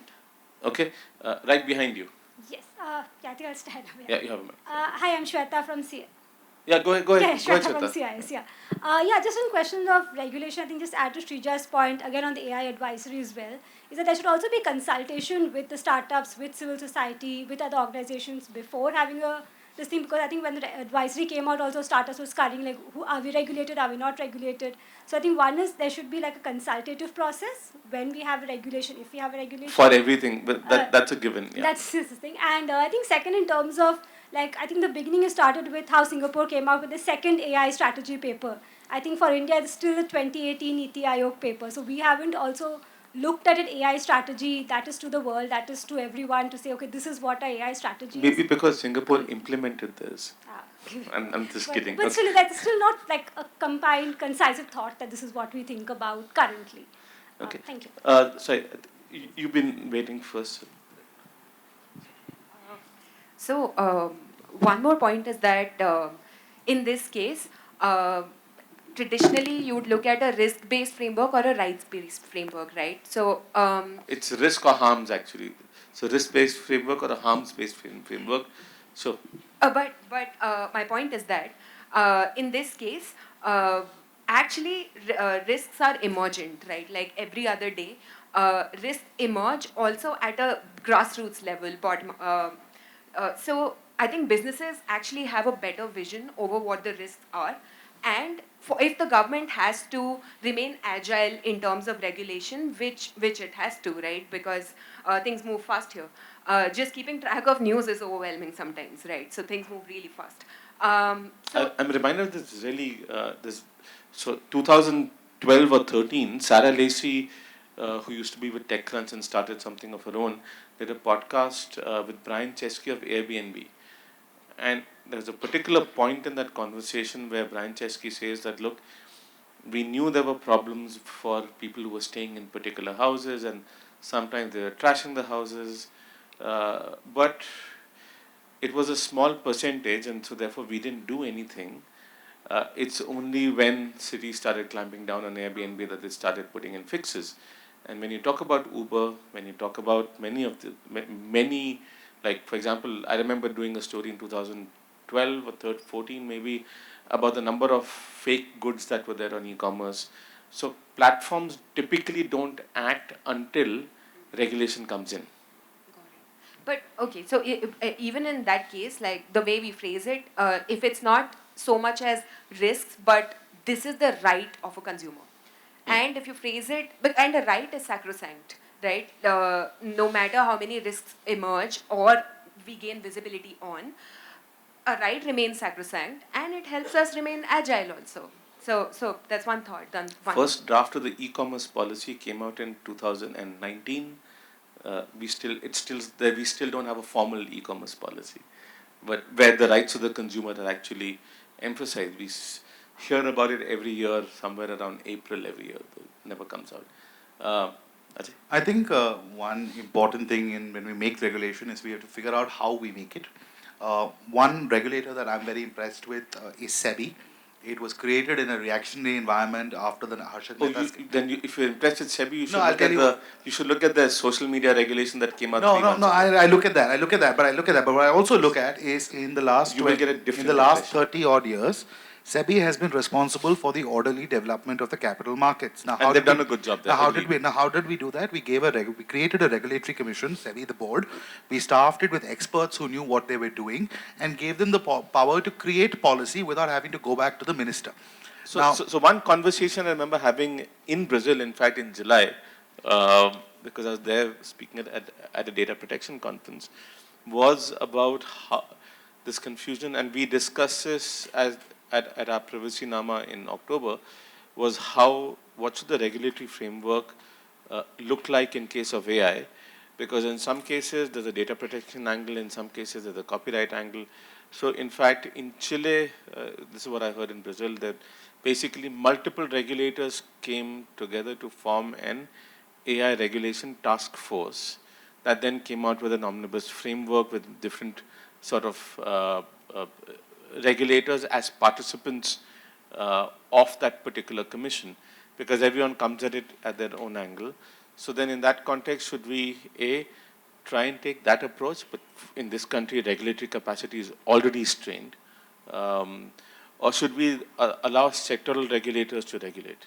See, the problem with sectorial regulators regulating the AI ecosystem is that when we are developing AI products finally that reach the end consumer, it's all interconnected. Now today, if I want to apply for a loan using one of those fancy apps, right, I'm dealing with the RBI on a regulatory level, and then I'm also dealing with a bunch of other regulators, the IT regulator, and all of that app, one particular app. If you want to create nationwide policy for AI, you need to have an interdepartmental or interregulatory board like SEBI is, with various stakeholders, and allow that board to go make the regulation, tweak it, and do it, and use the SEBI process, right? We give it 90 days before a regulation comes out, the white paper comes out, they listen to comments, you write back, they have discussions, they have informal discussions, they give you informal guidance in case you want to do something but you're unsure of what to do. That's what a regulator has to be. The regulation, we cannot expect Parliament to regulate all the time. We don't have, apart from the TRAI, we don't have a single regulator that's actually transparent in how it works. So, you know. But that's more fundamental. You're looking at an ideal situation. On a more fundamental problem, that is a more fundamental problem. The government of India has never been transparent in how it works, right? So we can't ask for transparency from AI when we don't expect it from anyone else, right? So. Kostubha, you had a point? I'll just come to you. Okay, I thought you wanted to talk about this issue, but... Well, like you mentioned that, you know, the regulatory compliance, it's kind of already strained in this country. I'd say that it makes more sense to regulate technology that's easy to regulate and causes the most harm. LLMs, not as much, but when we start talking about agentic AI and AGI is what most of these companies are now working on, I think it makes more sense to start, you know, coming up with regulatory compliances for these technologies so that we're one step ahead of the curve. Say agents are So should we have self-regulation or should we have top-down government regulation? Government regulations. Because, you know, agentic AI is very easy to track. It's very easy to regulate, but then that's also the tech that's going to cause the most harm. Again, AGI probably not as easy to regulate, but then again, a lot of harm, a lot of damage that it would cause. Well, agentic, I mean, I can talk about agent. This is my favorite case about agentic AI and liability.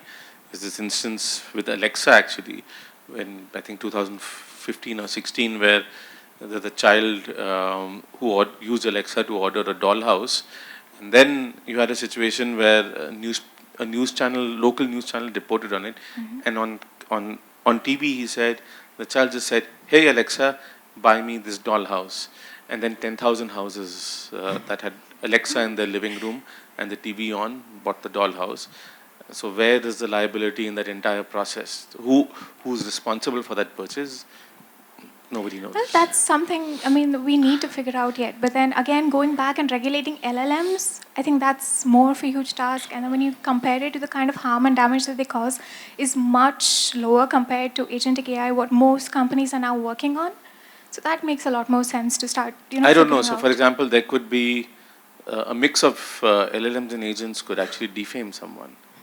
Possible. So I don't think that we should look at in terms of harms. I'll just come to you. You want to address that particular point? Go ahead, Vivek. I think it's very difficult to isolate one component of the ecosystem and say that we're going to regulate this piece but not the other pieces. Because everything So is then what do we do? I mean, figure out where you really need regulation. Where do we need regulation? In very high risk use cases like healthcare, defense, etc., etc., etc., right? Do we need regulation for Netflix recommendations? I don't think so. Do we need regulation for Barbie dollhouse being bought? I don't think so. I think it's consumer liability can be handled in courts, right? But do we need to build a regulatory body to handle the small things? No. I think we need to have some understanding of what is it that we really need to.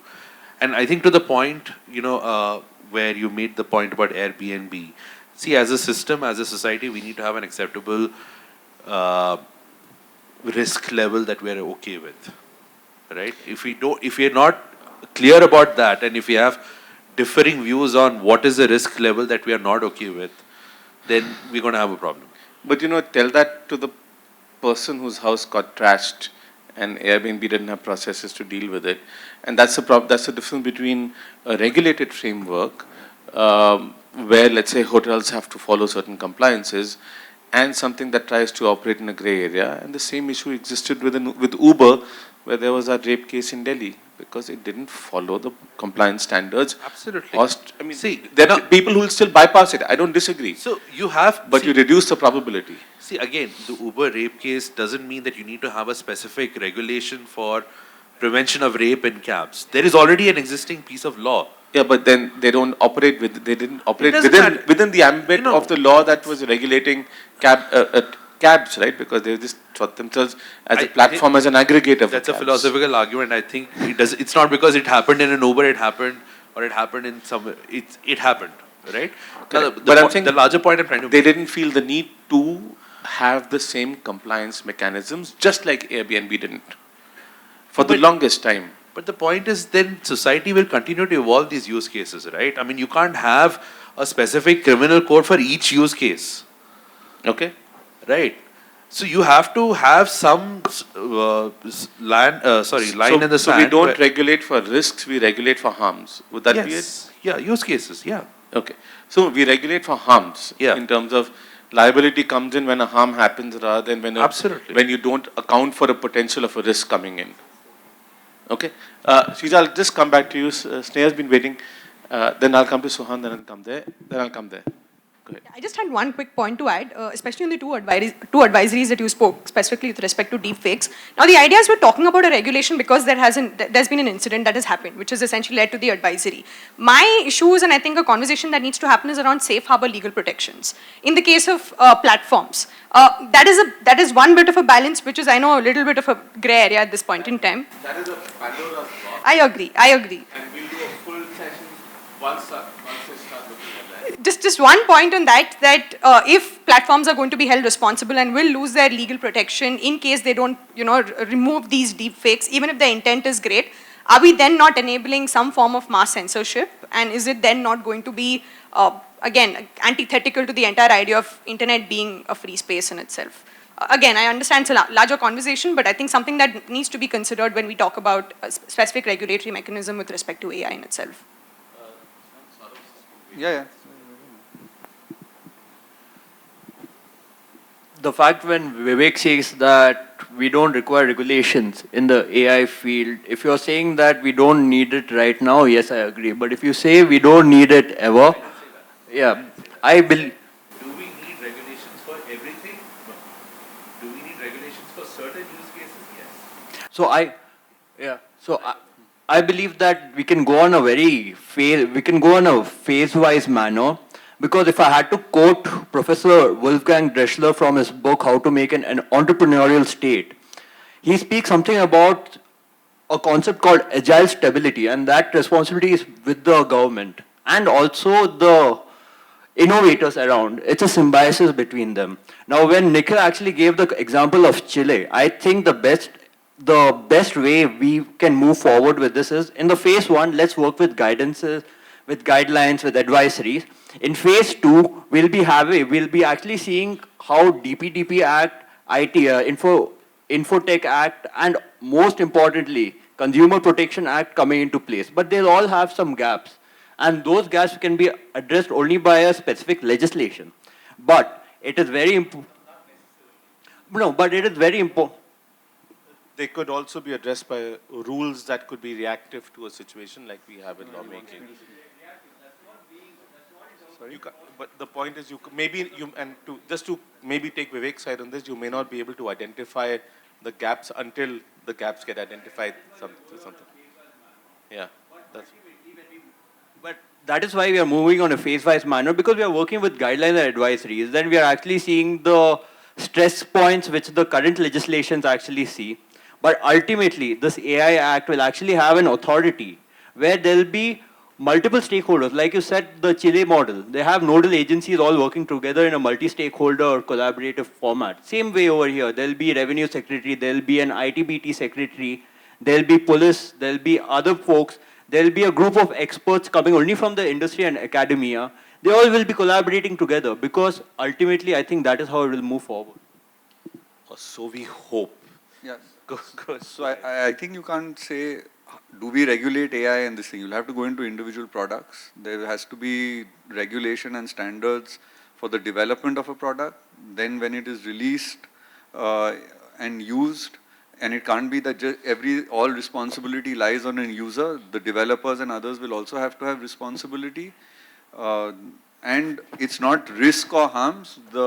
Eventually the amount of regulation at the development stage and what you will control for when it goes out into the market will be based on a risk assessment. I mean, like you do an environmental assessment today when you're building large infrastructure projects, you will have to. And eventually, whoever is putting the product out there and making it available to a user will have to be held accountable as well. You can't say only users.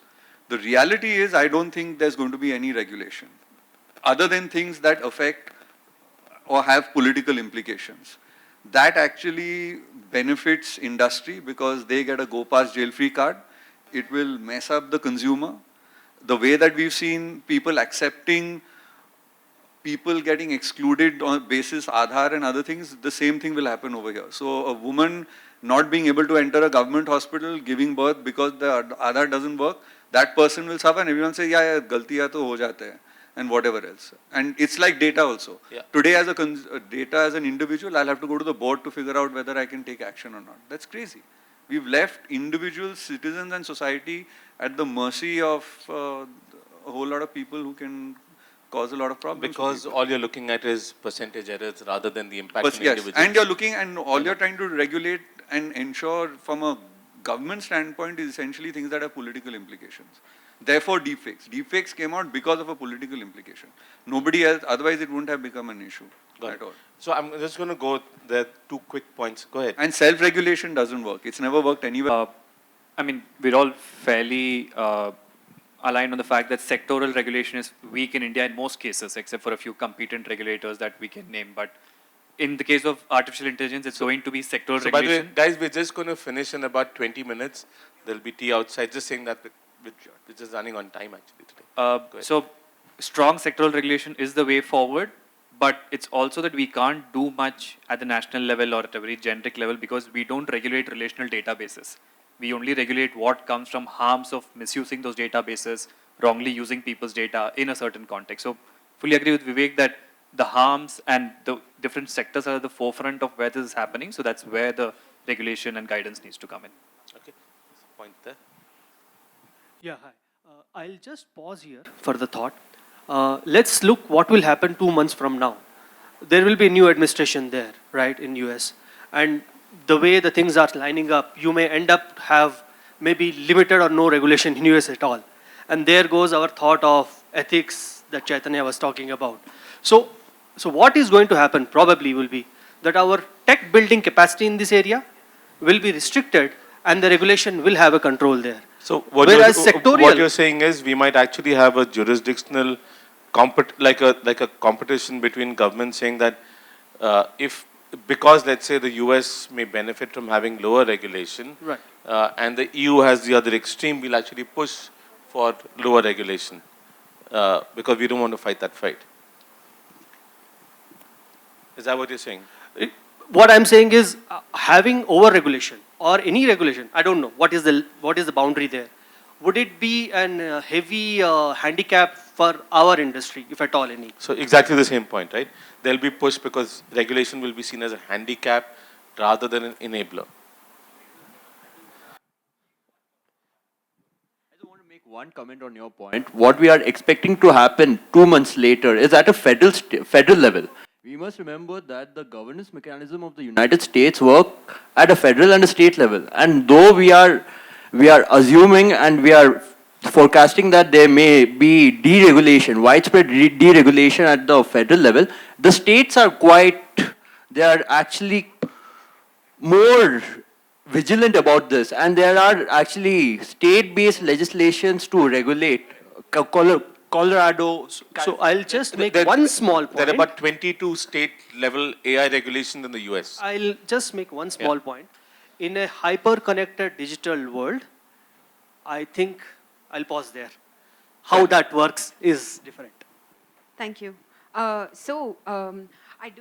think it hasn't been explicitly mentioned, but some kind of implication is still regulation versus innovation, isn't it? In that case, I do think it makes sense to consider the unique nature of Indian market.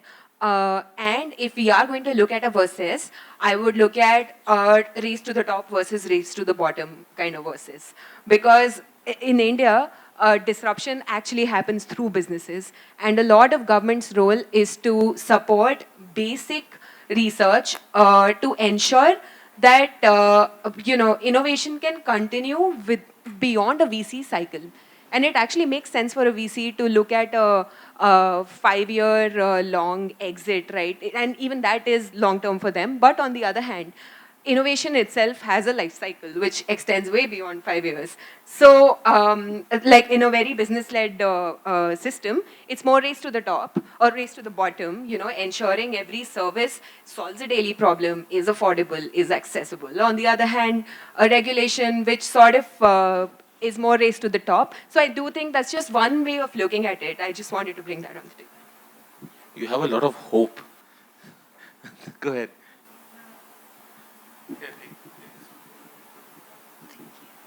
Okay.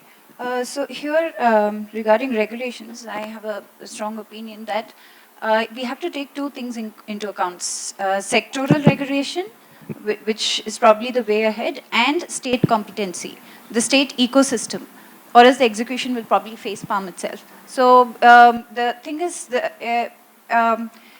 like one sector, one particular sector or industry can be more flourished in a particular state. So it will have the ecosystem to support or come about with the right kind of regulations. And another state will not have that ecosystem.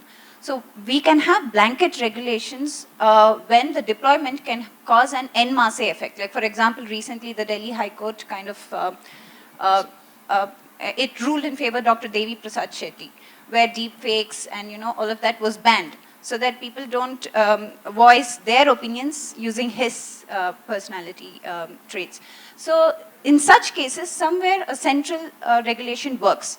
But when it comes to pharma, epidemiology, public health data, state competencies should be taken into account because they know their industry, diaspora much better.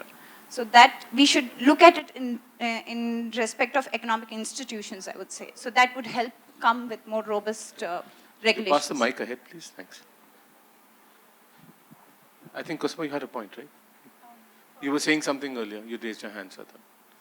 Oh, just to that earlier point about phased regulation and then starting just with advisories and then maybe legislation. The issue is enforceability. Which big tech platform is going to adhere to it better? Is it going to adhere to a guideline better or a fully enforceable act with penalties? So, one of the things we discussed earlier was about one part of what companies can do is to also demonstrate the fact that they are ethical players. So what are some ideas that you might have that companies can use in order to self-regulate and demonstrate that they're ethical players? Nikhil, I'm a bit of a, I think, opposite school of thought that I don't believe self-regulation is the way forward. But that's a bit of, I think, a premonition maybe because even when the social media came up, the idea was that platforms are supposed to protect data, but we all know what happened there. I have a bit of concern with respect to ethical commitments, and I think maybe a conversation on this can happen. But ideally with an industry like this, just like the pharmaceutical industry, you need to essentially have some form of mechanism to try and test under regulated conditions. Now, I do know that having a definite regulation, as Suhan rightly pointed out, probably is never going to happen. But at the same time, not having a regulation then is going to invite any form of knee-jerk response by the government, which they're going to come in with advisories, not enforceable. These conversations will keep happening back and forth. But to me, the problem with self-regulation fundamentally is that it can be an opportunity for your big key players, developers to actually put out, say avoid sanctions, so to speak, if there were a regulation. Second is to just simply put out and maybe develop a great public image. And that to me, I do understand is coming from an opposite school of thought. So I don't believe in the idea that self-regulation is the way forward, despite I think very recently the government has taken the stand that this is maybe something that they're looking for. So we're gonna just do a last closing round of comments from anyone who wants, but you can add to it as well. What do we do to ensure that there's regulatory certainty in the market? Because the lack of regulation creates regulatory uncertainty. Overbearing regulation could actually harm the economy and innovation. So no regulation is not an option. Over-regulation is not an option. Lack of regulation creates uncertainty. How do we solve this problem? Thoughts? Maybe too far-reaching or broad at this point in time, but I do think there could be a national level policy. Now I'm looking at this as a policy and not essentially a law. A policy that sets out basic principles and then sector-specific regulations that could govern AI. But again, this is something that... Maybe perhaps a guidance or advisories from sectoral regulators also about best practices and what not to do, which are not necessarily enforceable, but they guide the sector to start off with? I do believe that, and the only reason I say this is because we're a developing economy. I don't want to do the EU way because we have a long way to get to where EU is. So I don't think we should compare ourselves with the EU in this respect. Okay. I think you have a mic. I think there's a more fundamental issue here, right? The The reason self-regulation works in certain economies is because they have an underlying court system that actually works and functions. Like ma'am recently pointed out about the ANI case, right? The Delhi High Court on the deep fake. The Delhi High Court, if there's a deep fake, if you can access the Delhi High Court, possibly you'll get an injunction on the same day to have it taken down. But if you don't have the money to value your suit high enough for the Delhi High Court, you're stuck going to the city civil court here. It'll take you 2 weeks to get that injunction, right? So when we look at regulation and self-regulation, we have to also look at the underlying infrastructure that they have. I'm happy to have a no-regulation country if you can tell me the courts will work. So tomorrow someone infringes my rights, I'll be able to sue them, get a large judgment, everyone will fall in line, right? But that doesn't work here. Agreed. Right? So if that doesn't work here, we need top-down. And the reason we need top-down is because most parts of this country are about 2 tweets away from a riot. Alright, let's be honest about this. Tomorrow if an AI goes, God forbid, an AI answer offends some religious sensibility. I was going to say, don't Yeah. be specific. Yeah, no, God forbid, offend some religious sensibility, right? And you've got chaos. You'll suddenly have chaos. And what if there are AI, whatever foreign actor or a nefarious actor uses Indian tweets to create similar tweets saying offensive things that we don't know. So there are the risk here, the risk framework in this country is very different from the risk framework that other countries have. Because other countries have things we don't. But we know what we do have. We have a large illiterate population. We have a large population that is prone to be swayed by misinformation. We have seen it happen.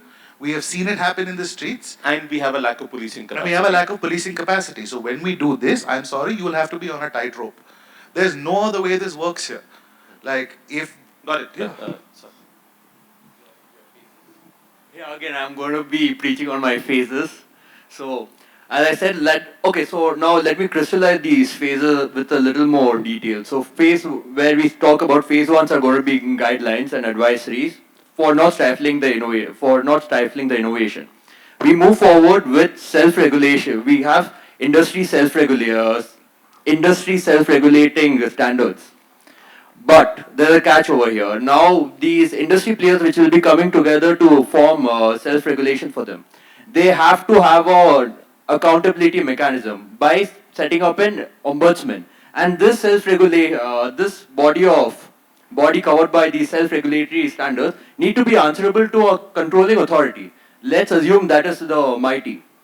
Now, now that we have put MIT over here, at least having constant communication with the self-regulated players, at least there will be accountability there will be a two-phase accountability. We can actually ask MIT, hey, what is going wrong if something goes wrong?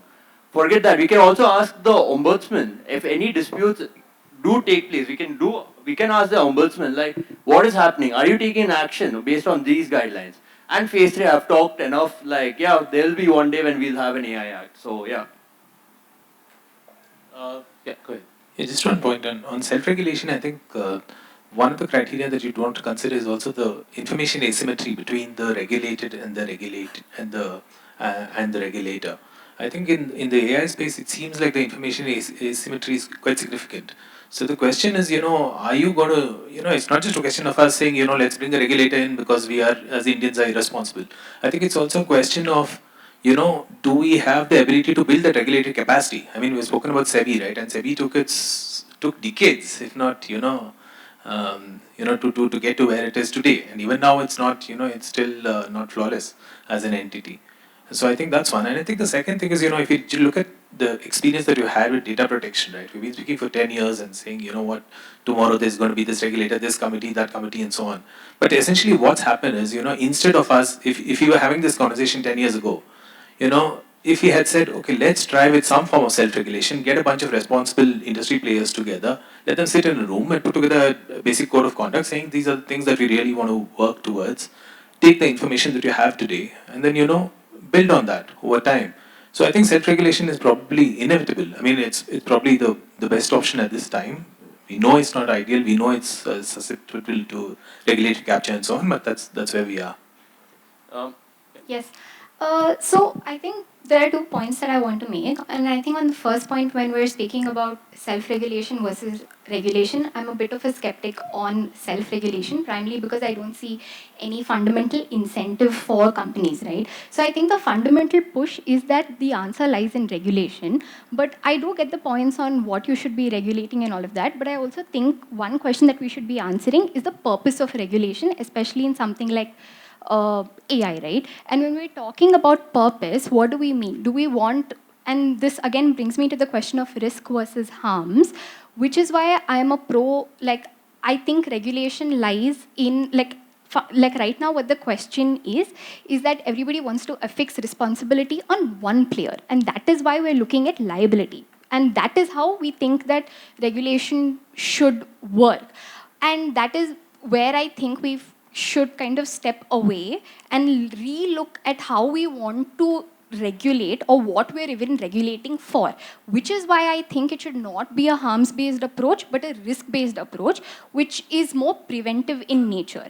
And then I think you can say, or you need to find out ways of how you can embed then frameworks of responsibility on companies, which of course requires delineation of how you think, because again, there's going to be a blame game situation. You have developers, you have deployers, you have ethicists who are all part of this circle. And then you also have the fundamental argument that we didn't, like, finally it's the AI that's creating the output, and we don't even, like, you also have like those questions coming into play where many of these players may even take a step back. So it's a pro-risk framework, not a harms approach. It is more preventive, and then you embed frameworks of responsibility, which then translates into some form of compliance. And then I see some scope for self-regulation, like the fundamental push is through regulation. What these frameworks of responsibility could look like is when businesses then can come and understand what their roles and capacities really look like. So then you're also understanding what is the level of control that these players have over the system. So what do you think of a staggered, phase-based approach like Saurabh suggested? Because if you start with regulation for risks, correct, then you basically just shut the door straight away. So when I look at what the staggered approach or phased approach, at least to me, what it really looks like, you have like this whole concept of like the ideal, what the ideal law really is, right? And now to me, the ideal is that, oh, you don't have to take like a binary approach, you don't have like liability frameworks, you don't pinpoint responsibility on one person, right? So, but what should we be doing now, I think, is a more fundamental question than getting to the ideal, because I don't think we will get to the ideal. What should we be doing now? So, we should be doing now, if you take a right, risk-based approach now, that's basically going to an ideal, no? No. So you first determine what your ideal is, which is a risk-based approach, and you figure out what the purpose is. To get to the ideal, I think one of the fundamental steps is, I do think that the answer lies in sectoral regulation. When we look at a broad AI law, I don't think you can go beyond just, there is a certain limitation to a broad AI law, where I think the answer is just that you can come out with a certain set of best practices, and that's where I don't think it can solve for sector-specific cases, because also when you look at risks, you can't have risks of just AI. Your risks are always mapped to a specific use case, and then that use case lies in the sector. So to me, the first step, or like the immediate step, is to see what sectoral risks exist, use case wise, AI, like based on the type of AI, based on the use case of AI, see what are the risks, do that risk mapping, and then you figure out how you can mitigate some of those risks through that sector specific regulation. So it's a bit of all, but yeah, I was just trying to like delineate all the various concepts. Yeah. I think Srija's, and then we'll I have a quick point on jurisdiction as well, because we were talking about the court system, and in the ANI case, one of the primary questions is whether or not you can even file a case against OpenAI. We need some sort of regulatory framework which allows us to even hold some of these multinational corporations accountable, right? Like, are we going to be able to... I thought that issue's been resolved. I don't think so, not yet. In terms of jurisdictional... No, the court has said we are currently hearing it, but the jurisdictional point is still open, from what I know. There's enough precedence there. Is there? Not specific to AI, but not specific to AI, but there's enough that we have in jurisprudence about liability of companies that are not in India, right? I think it's going to be another issue, but we can discuss it offline. My last remark is on, while we talk about regulating industries or regulating startups or regulating different stakeholders operating here, as a country, are there things that we want to decide and say this is an area where which will not apply AI, or we will limit the usage of AI? Like, for example, while you want to consider education as an industry, do you want to expose children at a very young age to the AI technologies so much that by the time they are adults at 18 plus, their critical reasoning skills, their communication skills, their problem solving skills are all impacted? So is that something that you want to talk about and consider? And that we will not do these things probably. Thank you. Okay. Anyone else? Shrija, yeah. So you spoke about whether we can actually, whether a cause of action can be brought against OpenAI or anything. So for me, I take inspiration from the cases where private educational institutions were brought before the writ jurisdictions of courts. Okay, now we'll have one very typical question like, hey, how can you bring private institutions to a writ court? It has nothing to do with state. But that is where I think the Supreme Court in Anandi Mukta actually clarified the whole ambit of Article 12, which talks about authorities. Any authority that is performing a public duty, you can bring them before the court. So over here now, we just need to ascertain. So how much of OpenAI's work is actually performing some sort of duty that is aligned to the public side. If we satisfy that, hey, I think I'm going to bring them to court. Yeah, that's fine, but Article 12 is applicable if you're thinking about Article 32 jurisdiction. Yes, it Article won't 32 and 226. Can we take this discussion yeah, about... and we're talking about a suit. Yeah, we Can we can, take but the discussion about numbers of... one quick thing. ANI is not saying their fundamental right has been violated. So 226, I don't... Sridhar, we'll take this conversation offline. I know, but let's take this part of... Yes. Hi, I'm Vidushi from Ikigai. Just on the jurisdictional aspect of OpenAI versus ANI, there's also a recent case of Wikipedia versus ANI where the Delhi High Court basically pulled up Wikipedia for saying that and said that even if you don't have an office, a physical office in India, you have to comply, and I think gave only a week's time for the authorized representative to fly down to India as well. So. Anyway, let's take that offline as well in the jurisdiction. Sohan, take that off. Anyway, I don't know if you're aware, but in that case, at the division bench, the one where the page about the case was censored. I believe it was censored because of my comment, which was on the page. I wasn't aware of this because my name was mentioned. So anyway, I'll talk to you about this. But everyone, thank you all for being here, staying till the end. I hope this was a useful discussion for you and you got to think about different aspects of governance of AI, particularly about enabling frameworks. I'd like to thank everyone for being here. I'd like to thank AWS and Salesforce, CIS, as well as Takshashila for supporting us in this discussion. We have tea outside and we can continue conversations about jurisdictional issues outside. Thanks for joining us, everyone. We hope to be back in Bangalore very, very soon.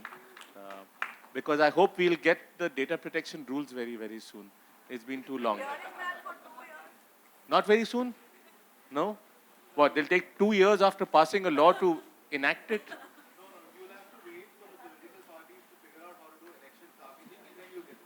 Wrong. You'll have to figure how they'll keep political parties out of the ambit of